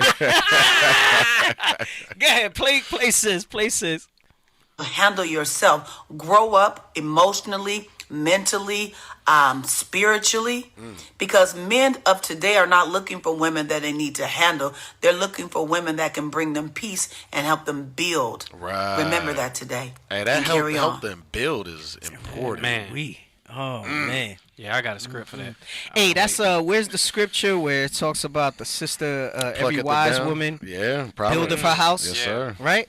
Yeah. That's what the building is, right? I don't need you there with me on a flyer mission. Right. You know what I'm saying? I don't need you there telling me bring it out. Repent. Right. I need to be able to come to my sanctuary, and no matter what I'm dealing with, you're not going to add to that thing. And you're going to give me a place of comfort, all right? And a lot of times it might not be words. Sometimes you do it with your damn face. Yeah. Right? You got it? Did you find it? Yeah, I don't know exactly where it's at. No, it's Proverbs. It is Proverbs 14:1. Okay. 1 through 3. The book of Proverbs, chapter 14 and verse 1. Every wise woman buildeth her house, but the foolish plucketh it down with her hand. Right, meaning by her own self will she pluck down her own house. A lot of times you're trying to look at the man for the issue, and I'm not saying there's not. I always say this because you always got some smart sister that thinks she got the unique situation. There's outlier situations where a man could be out the spirit and not moving in the right spirit and stuff like that. But guess what? Even then, what does it say in Peter's? Let's get that real quick. Yes, sir. Still a way you go about it. Every wise woman buildeth, because she said you buildeth when you build your emotional maturity and all that, right? Yep. He said get leadership. Say, I know every time I say that. Security. Oh, hey, Bishop. Y'all, what's up? Shalom. What's up? Christ bless you, Bishop. What's up? Christ bless you. The book of 1 Peter, chapter 3 and verse 2. Right, even if you do have a situation like that, it's still not justification to roll in that spirit. You get some help, that's all. Come on. Verse 1. Likewise, ye wives, be in subjection to your own husband. Right, there's no contingency in that. It don't say if he rolling a certain way or if he doing something. It says be in subjection to your own husband. Come on. That, if any obey not the word. And a lot of times we've used that to say if you have a non-believing spouse, but understand that sometimes that's transient, right? In that moment, maybe your husband might be out the spirit, right? So it says if any believe not the word, maybe he's not moving in the right spirit, right? Come on. They also may, without the word, be won by the conversation of the wise. Meaning that if in that moment as a man, I've not kept my mind with all diligence to deal with you and your BS, and I'm rolling in a certain spirit, it says that you will win me over by what? By your conversation, by the conversation of the wife. By the conversation of the wife. This goes back to see that Proverbs 14 and 1, though it's a few words, is extremely heavy and has so much layers to it. Right. I mean, again, we could go on and on. I don't want to take too long on this because I want to move to the other stuff, right? But you got to be able to win them by the conversation. And it says coupled with fear, meaning he ain't afraid of you, that he got to handle you, is that it goes into where it says a soft answer, turn away wrath. Yes. That's going to make me say, what does God require of me as a husband in this situation? Let me make sure that I don't get, let me bring my spirit back into subjection. Let me keep it under myself and regain my control. Rule my spirit. Rule my spirit well in this situation. Not because I'm afraid of you, but you with your chaste conversation. And what chaste really means is that you're not trying to give me anger back. You're not trying to give me some sort of energy back. You're not trying to curse at me. You're not giving me eye rolls or attitudes or body movements or none of that stuff. Right? Yep. It's kind of like you play possum, even if all of that's in you. If I see you, oh no, I'm gonna give you the example. Shrek. When the cat couldn't hold down and he go like this in the eyes, and I'm not saying good tears because that might make me mad, right? Like when you bring the crocodile tears, right? Yep. But when the cat do like that or whatever, right? That's chaste, right? You don't basically meaning don't add fuel to the fire, right? That's the best way for me to sum that up. Chaste conversation, and it's coupled with fear because then, oh damn man, I'm not ruling my spirit right, and it don't mean you right. You could be wrong. You could have set me off in that thing, but there's a way that I need to move and handle that so that it doesn't escalate into something more. Right? Hey, and there's power in that for the sisters. Yeah. Oh man, a sister that know how to roll in that spirit. Oh man, it's too much resistance, too much of this with these sisters, man. Yeah, for real. That's why they don't get what they want. Right. I'm telling you, I'm not saying you manipulate your man, but if you give him what you need, what he needs, you're gonna just let go and let God. Just do it. They don't get it. Just do it. Just do it. Jesus Christ. Just do it. And I don't mean just do it once or for a week and then, like make that you. Embrace it. Yeah. Make that you. And trust me, man, you're going to see you're going to be hard pressed to find a man that's not going to give you what you want. He's not going to be a sucker about it. A strong man that has his authority. Right. But you will be rewarded for that behavior. You will be rewarded for that expected behavior. Well, it says in Ezra's, men already we go to work, we risk our life, we do all of what we do so that we can give it to the woman. We'll slay a dragon in the light. We're not finna go through all that and then you treating us crazy. Right. Yeah. All right, let's show the brother here. Like I said, I don't want to stay too long. We got 2 more clips that I want to show on this, and then I want to move into the bioweapons. All right, the lies and the bioweapons. The black ones. Okay, the black bioweapons. Okay, I gotta show you this way that's being moved right now. My gosh, it's right in front of our eyes. But go ahead, let's watch this brother right here. partners. Kind of look like me. Hardworking men want supporters. And men of God want their rib. Wait, go back to the beginning, yeah, man. I'm for cracking up over here. Cracking a joke. Inside joke. He look funny. What do men want in a woman? Broke men want fixers. Immature men want mothers. Stop. So he's letting you know, for some of you sisters that gonna fall for the okie doke out there, right? Mm-hmm. What do men want in a woman? He said broke men want fixers. They want somebody that's gonna be fix me. Yeah, fix me. Mm-hmm. Right? Let them post up and never leave. Right. Bills, cook for Right, them. right. That's right, Mhm. right. And you think you got Provide something. for them. You think you Right. got something, right? And then he said, what did he say?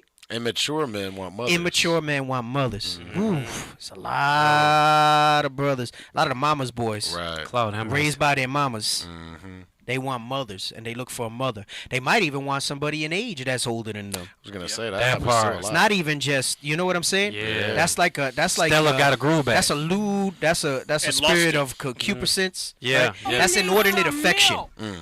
Like to have too much of that age gap because you have like some fetish, right? Oh man. I know some brothers might disagree with that, but there's some things that are not expedient nowadays, and we don't roll that way because there's a inordinate affection behind that, and they want somebody that's way older or maybe way younger, right, Ruvain? I know some brothers that's like Yeah, that. for real though. That's crazy. No, I'm saying Don't we've had discussions about that. Yeah. you know, Right, I'm right. not saying he's like that. Yeah. Right. I'm good to go. Go ahead. Brother be 40 years old, want a 20-year-old sister. Come on, crazy. man. The pervy old man. I don't even want you around my daughter. For real though. That's crazy. Come on. Men want enablers. Lazy men want Inse- enablers. Insecure men want puppets. Insecure Abusive men men want want puppets. objects. But good men want partners. Stop.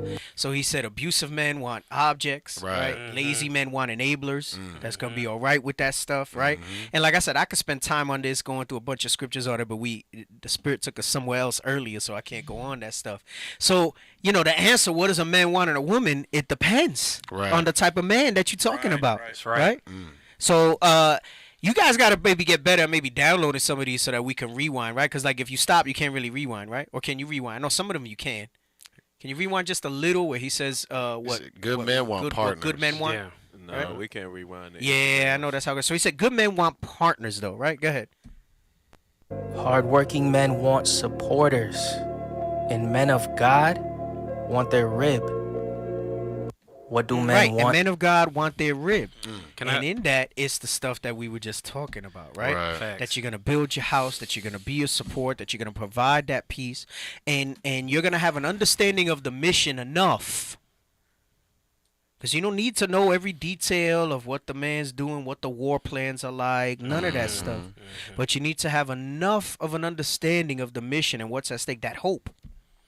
That should be enough for you to support the man that's on the front lines doing that sort of stuff, right? Can I At get whatever level. At whatever level. Yeah, go ahead. Go script? ahead. Let me get Sirach 7:26. The book of Sirach, chapter 7. Wait, someone said, what about the man that moves so fast saying, I love you before you even know each other? That's one of the ones that he spoke about in the beginning. That's probably one of the He wants a emotionally mother. immature He wants ones. a mother. That's the one that wants the mother, Right. right? I mean, come on. My mama never loved me. Someone said this guy sound like Deacon Joshua. He does kind of sound That like kind of sound like Deacon Joshua. The book of Sirach, chapter 7 and verse 26. Hast thou a wife after thy mind? Forsake her not. Because that's what real men want. You know, like when you across the room and you give your wife that look and she understand, like you got like a couple of different looks. But the one Right. you giving her And right no, there. and one thing you said real heavy there is that you give her the look. Yeah. Not some of these brothers that the wife be like, Right. like, yo, it's time to go. Stop Right. talking with the brothers. Right. Get out the circle. Right. It's time to go. Exactly. Flash your mind. Exactly. Yep. It says forsake her not. Read. Go ahead. But give not thyself over to a light woman. Yeah, and that could be those, 40-year-old brothers trying to deal with, 20-year-old sisters. They haven't even lived in their life by now. You know what I'm saying? So, yeah, you got to make sure you're on top of your game. Yeah, man, that's good, right? Yeah. Keep your mind with all diligence. That part. Of it or the matters of life. That part. Right? Yep. Yeah, there you go. All That's pretty praises. good. Very good. Trying to show me that he learned something. Trying to show me that he learned something. Let's show that last clip, and we gotta get into these black bioweapons. Cause I know the sensational title got people tuning in. Right? You see Yeah, stuff wait like till that. you get to it. Right. Yeah. Officer Ray was in the spurt. With Hey, that one. all He was in praises. the spurt. All right, Candace Hey, Owen. this Candace thing right here. Oh, my This God. thing right here. Oh, well, you know what? Before you show this one, did I put the one with the white girls? Yeah, we had that one. We talking about From, the Reese's? that right here. No, because that's damn. I don't know how far I'm gonna get. I was really gonna jump into a little bit. Damn, I gotta do the cognitive dissonance too. Oh, I might not do cognitive dissonance today. Yeah. I might have to save that for next week. Ammo is good ammo. It wasn't in the title anyway. It wasn't, so we'll use that for next. But I know I said at the beginning I was gonna show you the cognitive dissonance. I might have to set it for next week because this particular clip and some of the other ones I have was gonna help me basically show how everybody in Christianity has cognitive dissonance. Yeah. And how our people that follow and the stuff. And this is like a perfect example of cognitive dissonance because this sister calls her out. So no, don't give me this one. There was one with the. Did I post the one with the white girls or was that just in the marriage chat? Did I put this in the topic chat? Yeah, I think I did. Let's show this one. Let's show this one. Right. It's all right. Since I'm not going to go over cognitive dissonance, we'll do this one. And then we'll talk about the Candace Owens one because that kind of helps set a little bit the black bioweapon thing. Mm-hmm. And then, like I said, I'll just branch off the other piece of the topic. I've been doing that like every week almost. Like I have another flow for the show, but then the scripts start popping in my head. Most High said, "This is what we doing." All he said was hope. Yeah, right. Why you did that, bro? She done messed up the whole flow of the show. Back next week. Just came up in. All he said was hope, but we went all over the place around the room. Blame the visitor. Yes, that's it. I'm blaming you. Anyway, go ahead. Show this one. Build out of every single bad decision we make. If we want to sleep around, there's birth control. If birth control doesn't work... Wait, is that where it starts? I thought she said something about women. She did. She said women are bailed out of everything. Right. Okay, so I'm going to try to be quiet and let it play through, and then we can go back since you can't rewind. Yeah, you guys should... I mean, if I give you time, I know sometimes I post things at the last minute. You should try to download so we can rewind and all that stuff. Go ahead. World where women are bailed out of every single bad decision we make. If we want to sleep around, there's birth control. If birth control doesn't work, there's abortion. If the girl does get pregnant and wants to keep it, she can put the dude on child support and not let him see the kids. Like, a guy gets 6 days a month, maybe, if he's lucky. On top of that, if that doesn't go well, they can give it up for adoption. It's like women are always bailed out of every bad decision we make. I heard here they gave you free housing if you're a single mother.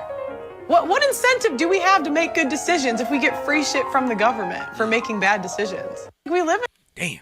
Cloud have mercy. Damn. All right, Gift destroy the heart. They know it. Play it from the beginning again. We're going to stop at a few points that I want to emphasize. Go ahead.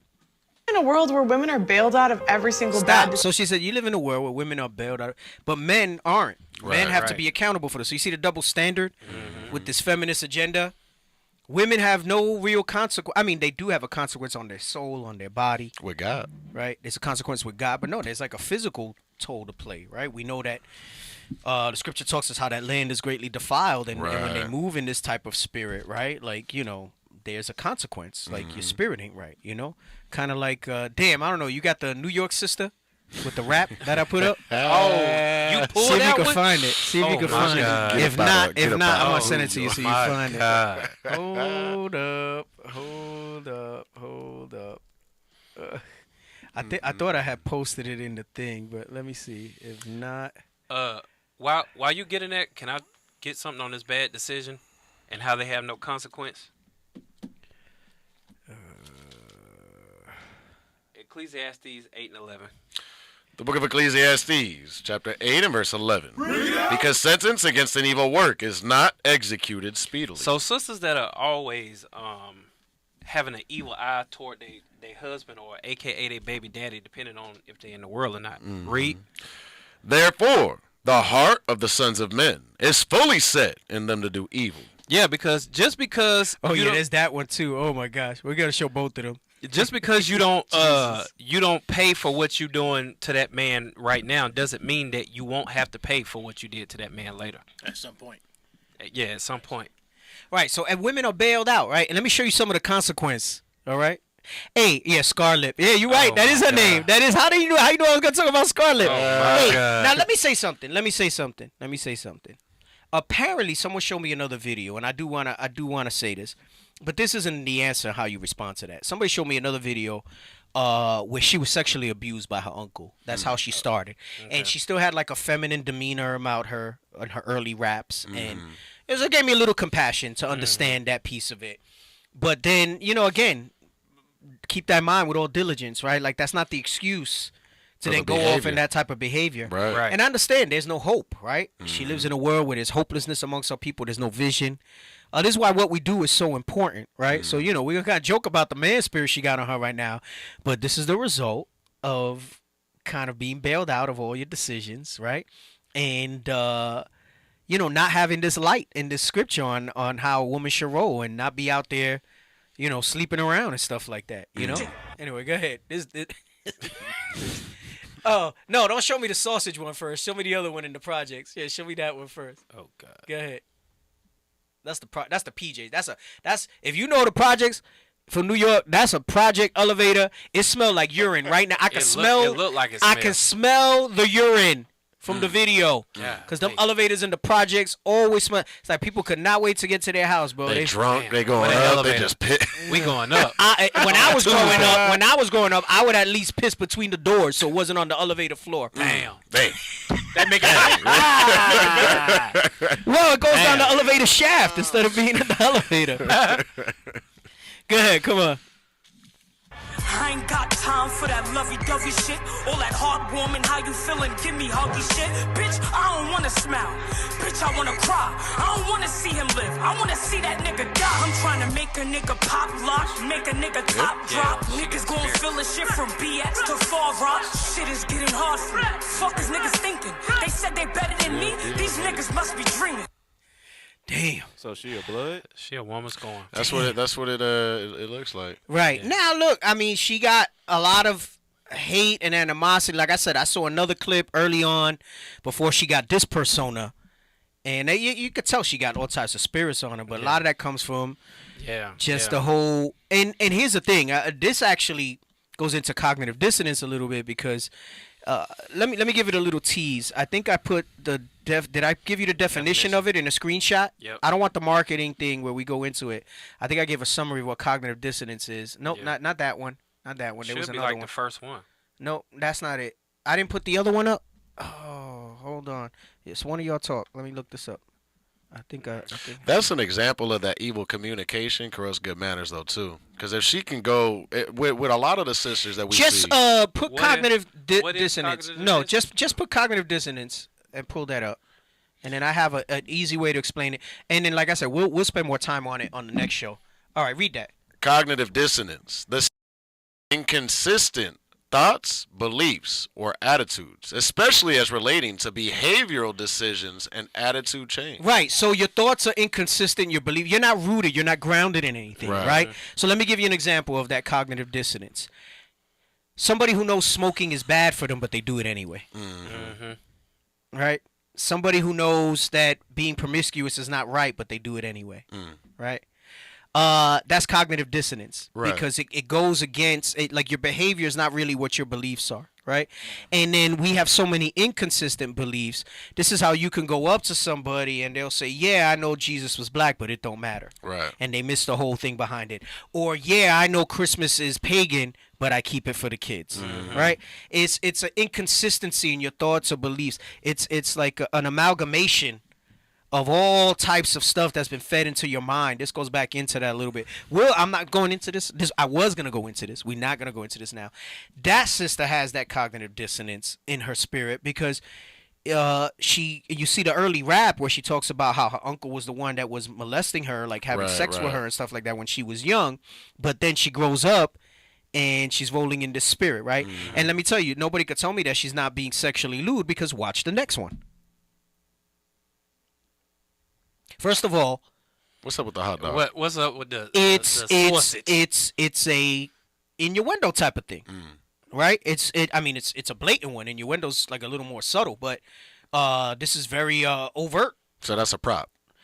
It's just a prop. That's supposed to be the mic, and the mic is what looks like a rod, I guess. So she took like that looks like turkey kielbasa. They might have even kind of carved it a little bit so that it looks like a freaking penis head. I don't know if you see like a little line around the top. Little line around the bottom there. Claude Hammers. In New York, they call it a glizzy. That's the glizzy. Yes, that's. Man, that's I the don't know that. Not the New York that I grew up in, because the New York No, now is that- something that's else. not your generation New York. That's the new generation. That's the new generation New York. I say that then. Go ahead. So show her here. Come on. This is New York. Fuck, I look like telling a nigga good morning. Fuck, I look like being nice, sweet, charming, and warming. Get the fuck out, New York. You ain't welcomed anymore. Get the fuck out, New York. We ain't feeling you no more. Back the fuck up. Move the fuck back. Back the fuck up. Move the fuck back. Back the fuck up. Move the fuck back. Back the fuck up. Move the fuck back. This is Legion. For Legion, real. right? Oh, we are Don't many. you see it? Yeah. Don't you see it? This happens when you don't Yeah. have no hope. When you don't see nothing better. Right. This is what right. you. This is what well, become. and she got man spirits on her. That's what I'm saying. There's a Yeah. consequence. So even though they're bailed out of every decision, and again, it's tragic what happened to her, right? And this is why it's so important what we do. But this is an example of it. Like, what about the ones that didn't go through some sort of, trauma, pedophilia, whatever, Right. and they just roll with the status quo of the way things are? And it's like, damn, I saw another clip that talks about that, like where they just kind of. It's almost like a form of that vacant esteem, right? Where I know Bishop Yabs has spoken about that. He talks about people who don't care about their life as far as that. But sisters who run around and they're just going to take whatever rod, you know what I'm saying? Like, well, or how the scripture says it, right? She'll open up her quiver, right? To every arrow. To every arrow, right? The scripture talks about that. Drink of every water. Right. What type of spirit do you get on you, right? You remember that the woman's the receiver of that thing. So, she has Tyrone, Carlos, Tay, Tito, whatever, all up in there. Right. Legion. Right. Age Lil Kim. Right. Go ahead. Right. Say it. Super masculine. Right. Someone said how many abortions she had. Who knows? Oh God. Right. Go ahead. So go ahead. decision we make. If we want to sleep around, there's birth control. Stop. Birth control. So if you want to sleep around, there's birth control. I remember Jordan Peterson. I watch a lot of his clips a lot, and he says some good stuff. He's an Edomite. He says some good stuff sometimes, though. And he says, there used to be a consequence that kind of helped you to that, right? And the consequence wasn't even that you were maybe necessarily scared of disease, but you didn't want an unplanned child. So birth control brought that in, and it created a new level of promiscuity. Right. Because, okay, I don't have the consequence of having a child now. I can go to it. And not to say that birth control is a sin, right? I can't show you that in the scriptures, okay? But and that's outside the scope of what we're going to talk about here. But I'm just showing you as an example. She says, okay, birth control, right? And then if without birth control, you got plan B. Right. You make a poor decision, right? Because what does that say if you do plan B, for example? This isn't somebody that you'd be willing to have a kid with. So why even lay down with somebody? That's an extra layer of consideration. Right. Do I want this person's seed? And I don't mean his nut, because obviously you do. Right. If you opening up your legs to him. Right. But is this someone that you really want to have children with? Deacon, that's called prudence. Yeah. You look at it like a lot of the wisdom teaches us prudence, but if we have a lack of prudence, we don't consider what's going to come. We don't consider the repercussions from our actions. We don't have wisdom. Right.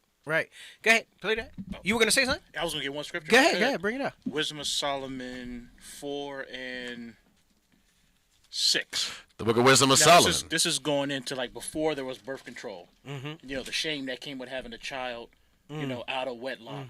It was supposed to be that way. Supposed to be some shame attached to it. Supposed to be that way with shame attached to it. Read that. The Book of Wisdom of Solomon, chapter 4, verse 6. For children begotten of unlawful beds. What's an unlawful bed?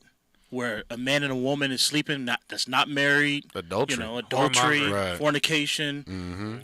That's an unlawful bed. Read. For Right. children begotten that way, or what? Are witnesses of wickedness against their parents in their trial. That's a witness against you. Daddy last name is Johnson. Her last name is Jones. Right. Baby last name is Smith. That's a witness against the wickedness of their parents, sleeping around, just living for today, with not being married. That's a witness against the wickedness that you partook in. Right. Yep. That's heavy. Damn, Ophir, you really make me look freaking tiny, bro. Looking at us on the screen here, bro. Like, I'm usually here by myself, so there's no frame of reference, so I look normal sized. Like, I thought this black supposed to make me look slimming. I don't know. I'm not saying you fat. You just big, and I freaking look small. My shoulders look all right. Anyway. Go ahead, play the clip. Doesn't work, there's abortion. If the girl does get pregnant and wants to keep it, she can put the dude on child support. And Stop, so okay, I really don't want to be with this nooker in my life. Right. But I'll just put my child support. Make a profit. Right? Yeah, why not? Right? That's like the video of the clip where she mad because he bought McDonald's for his kid, but not the kid for the baby daddy. She had the devil on her. Right, exactly. Go ahead. Not let him see the kids. Like, a guy gets 6 days a month, maybe, if he's lucky. On top of that, if that doesn't go well, they can give it up for adoption. It's like women are always bailed out of every bad decision we make. I heard here they gave you free housing if you're a single mother. What incentive do we have to make good decisions if we get free shit from the government for making bad decisions? And you got to understand that that's by design, you know? Right. That's by design that stuff is there, you know? It says, okay, you don't need a man, right? And really that's more prevalent in our communities than anything else. Right. You know, I'm not saying that other nations may not fall prey to that here in America sometimes, but really all those things were put into place because it's like, okay, listen, you don't need a man because, you know, the government will give you this. And the government is your man. The government is your man. What's to say welfare is Wilfredo, you know? Can I get a script real quick? Get Ecclesiastes 7 and, what is it? Is it 7 or, 7 and... The gift? Yep. All right. Where we at? This is the book of Ecclesiastes, chapter 7 verse 7. Surely oppression maketh a wise man mad. So oppression is going to make a wise man or woman mad, but read. And a gift destroyeth the heart. But if you get a gift, you won't realize you're in oppression. And if you get a gift, they know that that's going to destroy your mind. The first thing that Willie Lynch attacked was the woman. And all of these things are in play. It's all social constructs to destroy our women's mind, to destroy our households. They know what they're doing, but you see Esau's pointing it out clearly. They reward bad decisions. It's the opposite. God tells you don't do it if there's a judgment. Esau says, no, do it. We'll give you a reward. Right. Like you said, they reward bad decisions. Right. All right, let's watch Candace. So, you know, she's married to the enemy. I'm going to say that. But she be saying some things that make some sense sometimes. All right? She does. Go ahead. People to actually just call themselves the N-word. Lizzo is fat. Do you think So she's saying, that look, like they've set her this thing up where they've convinced you to be able to say the N-word and to like degrade yourself. To degrade yourself, right? Go ahead, come on. To be proud of being fat and to tell other people that they should be proud to be fat. Let's give Cardi B So she says Lizzo, right? They basically put her out. Notice what she's saying. She's going to start saying this. So with the Cardi B example, but she says, you know, they'll put somebody like Lizzo, looks like us, whatever, get her proud to be fat, even though it's clear that it's unhealthy, right? I'm not talking about a preference of what you look at. The body's not supposed to be that way. Right. That's your body's way of coping with a lack of discipline. And look, I know I'm not talking again because here we go. I feel like I always gotta don't fat shame us. Everybody wants to talk about genetics and all this. Right. Unless you've gone to the doctor and they tell you have some type of underlying condition, right? Like I know women that Don't have say thyroid. That's the number one. What's it called? What's it called? Yeah, but never got their thyroid levels tested, right? PCSO, polycystic ovary syndrome. Okay. Then it gets harder for you to lose weight. Like, you know, you don't regulate blood sugar. Diabetics, you know, you don't regulate blood sugar the right way and you don't process things in your body. But that's not the whole population. That's a percentage of the population. And then people are saying this, and it's like you give yourself this excuse to not put yourself in a state of health. And I'm talking about those of us who might be relatively in a healthy weight range and you fluctuate for some stuff. I'm not talking about looking like a six-pack and you have a model, but a healthy weight. Is Lizzo a healthy weight? I mean, that's not a healthy weight. Hell no. Right. But then they'll tell you, don't talk about it, right? And people get offended and all this other stuff, right? I mean, oh, you're fat shaming me. Like, you're not healthy. I think I showed it when I showed how it presses on your organs. It creates all types of inflammation in your body and stuff like that. Like, you're not healthy, right? So she says, look, you gotta realize this. And then especially they do this in our communities, right? To keep us this way, right? So she says, look, they get you comfortable and it's fashionable for you to call yourselves niggas. They get you comfortable and tell you don't body shame me and be proud that you're fat. Right? They see how much wrong they give us, right? So now she talks about Cardi B. Watch.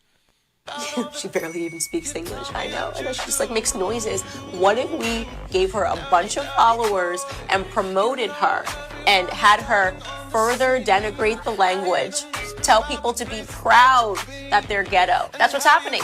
Somehow, the people that I have to hope are playing the biggest prank on Black America have trained us to say the N-word, to celebrate obesity, to celebrate our lack of education by giving us a bunch of false idols. Stop. Yeah. And they are idols because what do people say? This is my idol. Right. This was my idol growing up, right? And she says you give the Black community, and Cardi B is Latina, so she's letting you know, like she knows that, you know, or like they like to talk in colors. They say black and brown. That's colloquialisms and stuff like that, right? And it says they gave her followers. They gave her this platform, right? And this goes into that black bioweapon thing. They're weaponizing our own people against us, right? That's like the Trick Baby clip, right? Hey, maybe we could pull that up because, right? But I want to make a point because in Trick Baby they talk about they take the ones that have potential up, Right. but they've elevated that strategy because they'll even take the lowest of us and put them and prop them up, give them the following. Like she's basically letting you know they didn't build that following organically. Right. The companies behind this were given the support to say help their algorithms and get them more followers so that more of these people that we're trying to keep in subjection follow these things. These are the examples we want them to have. These are the examples we want them. This is why it's so powerful when you see what we do. This is what a march represents. Right. Yeah. This is what being able to see one of our leaders in a position of power on a horse represents. Like we spoke about last week. When we go out with shields and regala and things like that. In the 300 chat, we just shared, there was a video shared about a young man that was marching right alongside us in the middle. I saw that video, yes. Yeah, it was a young man, and that's that hope because he had to have been like 6, 7. He's out there chest out, just marching right with the prophets. Right. It's very telling to be able to see, because you do it in subtle ways. Like every superhero's white, Right. And if you do get a black one, he's a drunk, Or he's a homo. Right. They did that in Eternals, right? One of the Eternals was black. Guess what? He was gay. Right? I didn't see it. Yeah. So they put you in that frame of mind with that stuff. No, let's finish with Candace first. Can I get a scripture on the last part of what she said? Yeah, go ahead. Give Wisdom of Solomon real quick. 14 and 27. Because she said that they get us to sit there and be in the mindset where now we're worshiping idols. We're worshiping the obesity. We're worshiping the things that they give us, the examples that they give us. Go ahead and read. This is the book of Wisdom of Solomon, chapter 14, verse 27.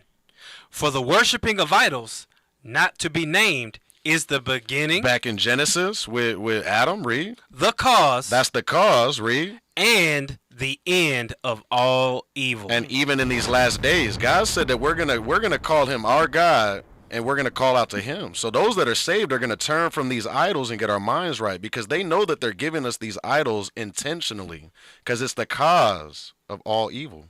Right. And it's heavy because a lot of times we think idols and we're thinking like a false god. Right, a cross. Right, a cross Buddha. Or whatever. Krishna. And yes, Krishna, that's yeah. that on the surface, that's it. Right. But again, remember, idolatry and the root of it is, anything that keeps you from the proper example. Right, that's heavy. And the proper example is what we have here propped up in the scriptures, right? Remember, we spoke about that last week. That's why Elisha said he wants a double portion of Elijah's spirit, right? Right. Moses said, would to God they don't have it. God gave a portion of the spirit that he had put on Moses to other people, right? There's multiple examples in the scripture of being able to look up to these men that were examples in the scripture because we knew that they were godly men. Right. Those are real idols. So, again, the hypocrisy of people talking about, you want the spirit of Bishop Nathaniel on you, and you got to get that spirit off of you. So what spirit you gonna get? Lizzo, Cardi B, right? Joel Osteen, Tekashi 6ix9ine. What's the freaking other dude? No, let's not even do these ones that they prop up as talking heads. Tay Diggs. Nah, man. What's this dude that's put saliva on the fucking dude's face? The pastor. The pastor. Michael Todd. Michael Todd. Oh, like that's your idols? Right. T.D. Jakes. Yeah. You know what I'm saying? Creflo Dollar, like, bro, talk about the number that they've done on us. Right. I'm just like listening to all these things, right? And basically everything that she's saying, it teaches you to live an undisciplined life. Right. And what we're commanded to do is to live a disciplined life. It takes discipline to say, I'm going to marry that woman and be with that one person. It takes discipline to say, I'm not going to defile my temple. It takes discipline to maintain your weight and be in shape and be healthy. Right. It takes discipline to do these things. They know if we're undisciplined, it's going to be to our ruin. It's going to destroy us. Right. Like I was undisciplined today by eating chicken McNuggets and fries, which I almost never do. Claude Hemmer. But you confess your fault. I did confess my fault because I felt like crap after. Look, I'm not totally against those. Once in a while, it's not bad. But today was not the day for me to have Dang, that, so in you know your what I'm saying? affliction, were you seeking him early? I was seeking him earlier. Hey, also, I feel like you said earlier, though, like, they setting us up for a life with no hope by giving us all these things. Right. They're setting us up for that stuff. And that's great because even on the screen right now it says have trained us. They're Right. training Yeah, that, right, that lack of hope. Yeah, run it back just a little bit because I see the little line down there, so I know you can run this one back. Come on, you know you can run it back. Nah, you got to start it over. think that gay You can't run this one back? If you got the little line, you usually able to run it back. At least on the phone, I know I'm It's able not to. gonna, no. Oh, Lord. I think it's Instagram, is it? No, it's a short. This is YouTube. Yeah, Yes. YouTube, YouTube, you're supposed to be able to run it back. On the shorts? Look, he's like, look, it's not working. Because he's not signing. Who was that? Was that Soldier David? He said, look, ninja, look. Go ahead. We'll play it again in totality so we can hear it again. Go ahead. cool, right? It's in the music. It is now in the music that kids are putting in their ears when they put on a pair of headphones. Do you think that you could get black people to actually just call themselves the N-word? Lizzo is fat. Do you think that we could get her to be proud of being fat and to tell other people that they should be proud to be fat? Let's give Cardi B a Grammy. She barely even speaks English, I know. And then she just makes noises. Stop. You notice what she said? She didn't just say she gave her social media. She said they gave her a Grammy. So Right. that's credibility. Right. Yeah. Right? That lends some credence to her. Authority, yep. Oh, listen. And all Cardi B talk about is her ass. That's it. And Like she every don't song cook, she don't talk about clean. her ass. Mm-hmm. You know, and her teeth used to be banged up.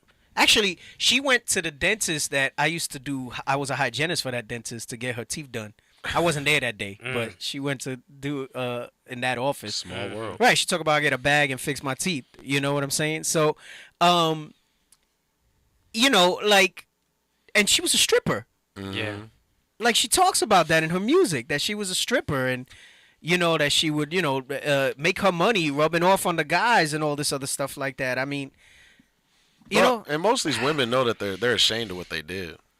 They're ashamed of these Well, things. that's the cognitive dissonance. Like deep down, like they wouldn't want their daughter to go through that life. She right? doesn't let her daughter. She has a daughter, right? Yeah, she don't let her daughter listen to her music. She wouldn't let her daughter do it, right? Right. So it's like, bro, that's cognitive dissonance. Right. Yeah. That's heavy.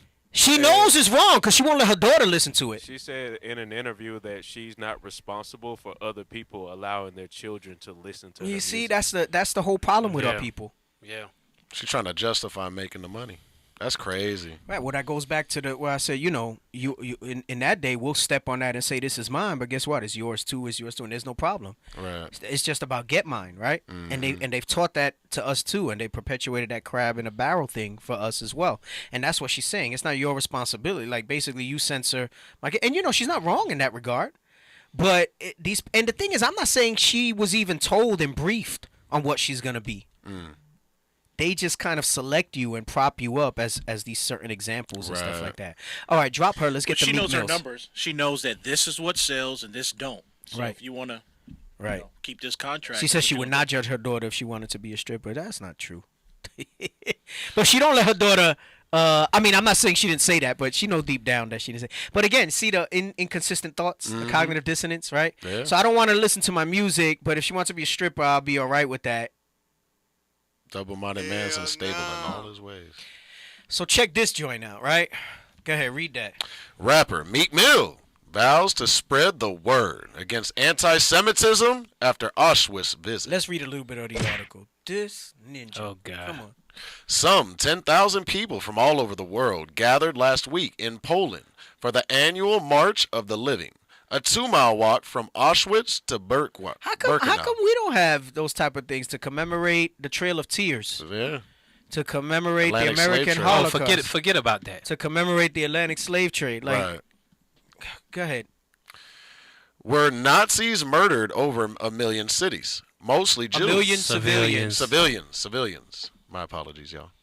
Were Nazis murdered over a million civilians, mostly Jews, during World War II. One of the most famous marchers was Meek Mill, a 35-year-old African-American rapper from Philadelphia without any prior connection to atrocities that happened there. But at a time of rising anti-Semitism... And they're telling you there that he ain't got nothing to do with us. Right. He ain't got nothing to do with this stuff, none of it. But he's coming to stand in solidarity. But he's coming to stand in solidarity with us. Come on. What got him out there? Uh-huh. But at a time of... Someone said fly in a bowl of milk. You damn right. But at a time of rising anti-Semitism in the U.S., his presence spoke volumes, and that was the point. Come on. I always stand on anything that condemns racism, but now that I had an education... Except racism against his own people. Especially in his music. Right? Especially in his music, right? Because I'm going to show you the hypocrisy of what's being said here, okay? After we read this. Go ahead, come on. But now that I had an education... Meaning now that they've indoctrinated me. Right. Come on. I'll definitely spread the word to people in my culture about what I've seen and what I felt at the concentration camp today. Oh my goodness! I don't even want to read more of this stuff. All right. Hey, this was the same rapper that was bunny hopping and twerking on a tennis court with a Amalekite. Listen. Even more than that.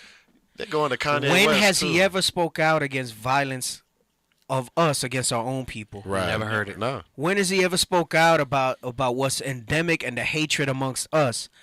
Apparently, he's from the streets, right? He's a rapper. Right. So he grew up and he saw how we roll with each other. Mm-hmm. So you're going to go and you're going to speak out against atrocities of being the fly in the milk bowl, right? Like the brother put in here, right? And you're going to go out and speak against atrocities. But what have you done for your own community? Right. Do you see how, bro, do you see how they do this? It's crazy as hell. They will put more vigor and more passion in standing up for other nations, chiefly the white man, right, than they would ever step foot to do something for their own people. Who raised you? Bro, I can't even fathom that type of behavior. It's crazy. They'll be quick to stomp on each other, hurt each other, but no, I'm going to speak out against this racism that I've been educated against these atrocities. You know what? It's because they know that with standing up for their own people comes consequences. Right, but someone said Meek Mill's lame, but it's not just Meek Mill's. They're all lame. Anybody who's not keeping these commandments is lame if you want to get technical with it. That's right. They all lame. They all lame because they all go for that and they all fall for that. My point is it's not just him. And what Candace Owens saying, she's onto something. And that's going to segue us into the next show when we talk about the cognitive dissonance and them setting up these people here, right? We will show the Trick Baby clip, right? Yeah, it's money and that's part of it too. But there's a spirit behind that thing. Yeah. There's a spirit behind that thing. And it's like, and it's a slap in the face. This dude, look, we have all of these atrocities and things that happen to our people in his community in Philadelphia. And this dude goes all the way over Satan's to Poland. Asshole, bro. Exactly. Philadelphia is it looks like a third world country in Philadelphia. They look like Thriller. It looked like Thriller when you went over there. Yo, and then now they're taking the fentanyl and they're mixing it with the horse tranquilizer, so they got that trank. Bro, and he's eating their skin alive. Flesh-eating bacteria. Hey, Officer Ravain can attest to this. When we were in, you were in Philly? Yeah. Officer? When we were out there that night, we went to get steak. It was like trash bag, like piles of trash in the street. You know, you got all these abandoned houses. These Captain bandos. Joel has showed me clips of where they've gone. Like this isn't even like some stuff on the media or, bro. It's you know how like they were talking about today. They cleaned up the zone out here in Phoenix. Right. Bro, it's like that, but it's like they're all freaking. It looks like Iraq. No, I mean it's Iraq, but with zombies. That part, yeah. Bro, it's insane. So like you say, you got that thing in Philly, and he here talking about the atrocities there. Poland.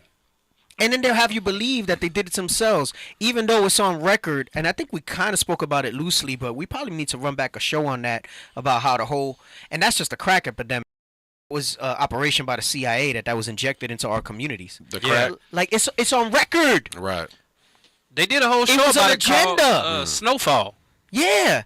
Like there's documents of it. Like they don't even hide it. Right. And nobody's talking about that. Right. They put it there for our people to just go ahead languish in this stuff.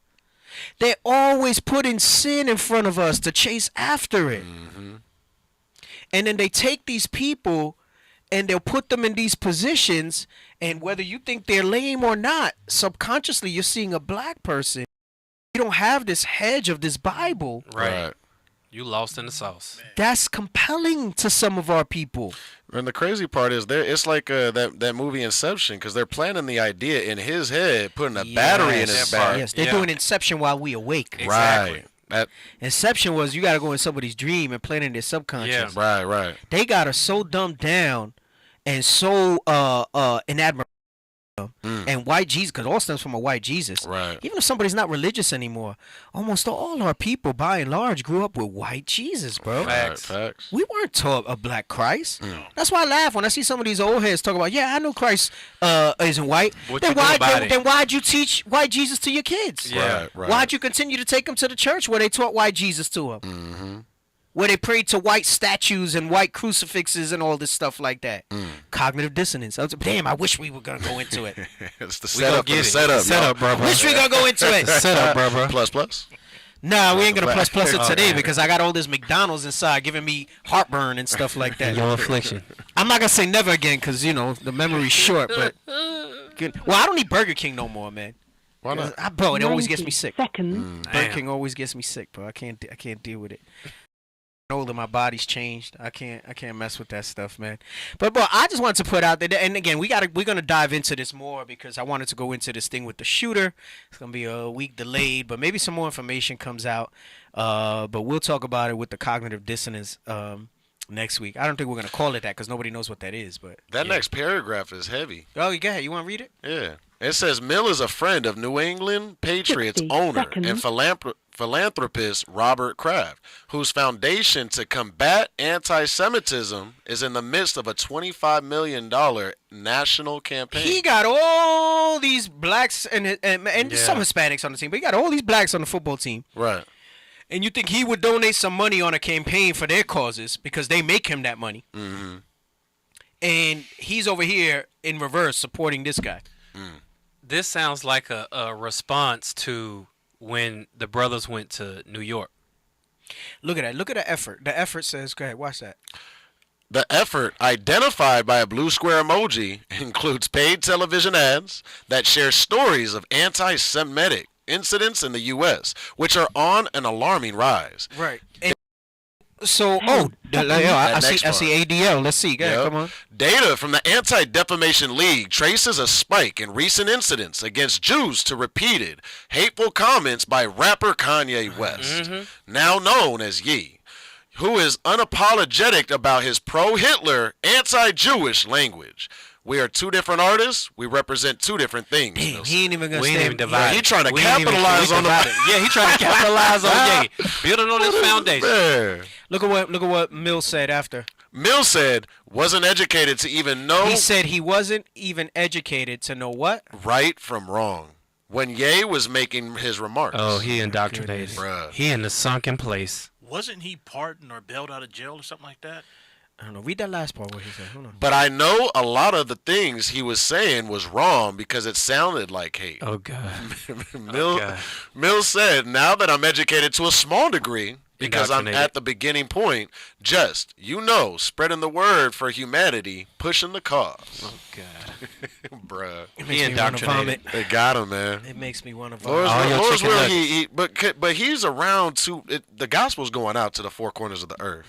It's very rare that people have not seen the purple and gold.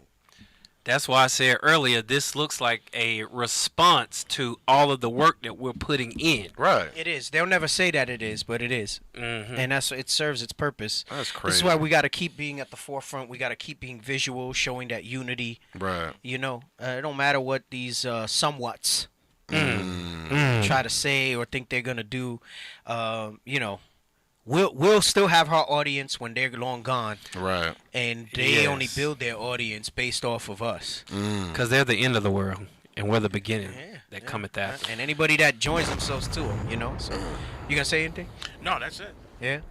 That's you just here. You want to look educated? Nah, you sparked the whole thing in the beginning. Right. He was like, he said that's my contribution. Set it on a t-shirt, you can knock it out the park. He said, right. Yeah, that's what he said that with conviction too. He said that with conviction.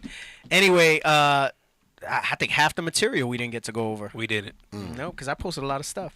Lord's will next week. Y'all hold me to it. All right. Sir. All right. That we go over it. It's All going right. down. We got to go over that cognitive dissonance stuff. Anyway, well, that's the show. All right. Don't forget Saturdays. I think we're doing English this week, right? Last week was Spanish. Yes, sir. Go to Facebook at the Lost 144K. Saturdays 11 a.m. Arizona time. All right. We got the officers teach a little show there. Lord's will. There's nothing going on next week, right? So we should be on. Yeah, you know. Holidays or nothing. Lord's will be on next Wednesday. All right, same time, same location. Hey, we over 16,000 subscribers on YouTube now. That's Yes, right. sir. All praises, All to, the praises Most to the Most High. All praises. We appreciate your support. All right, but it don't stop. All right, let's keep pushing it.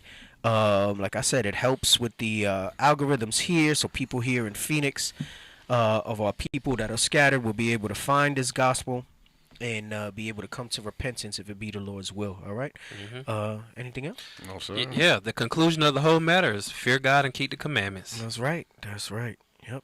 Anyway, with that, we say shalom. Shalom. Shalom.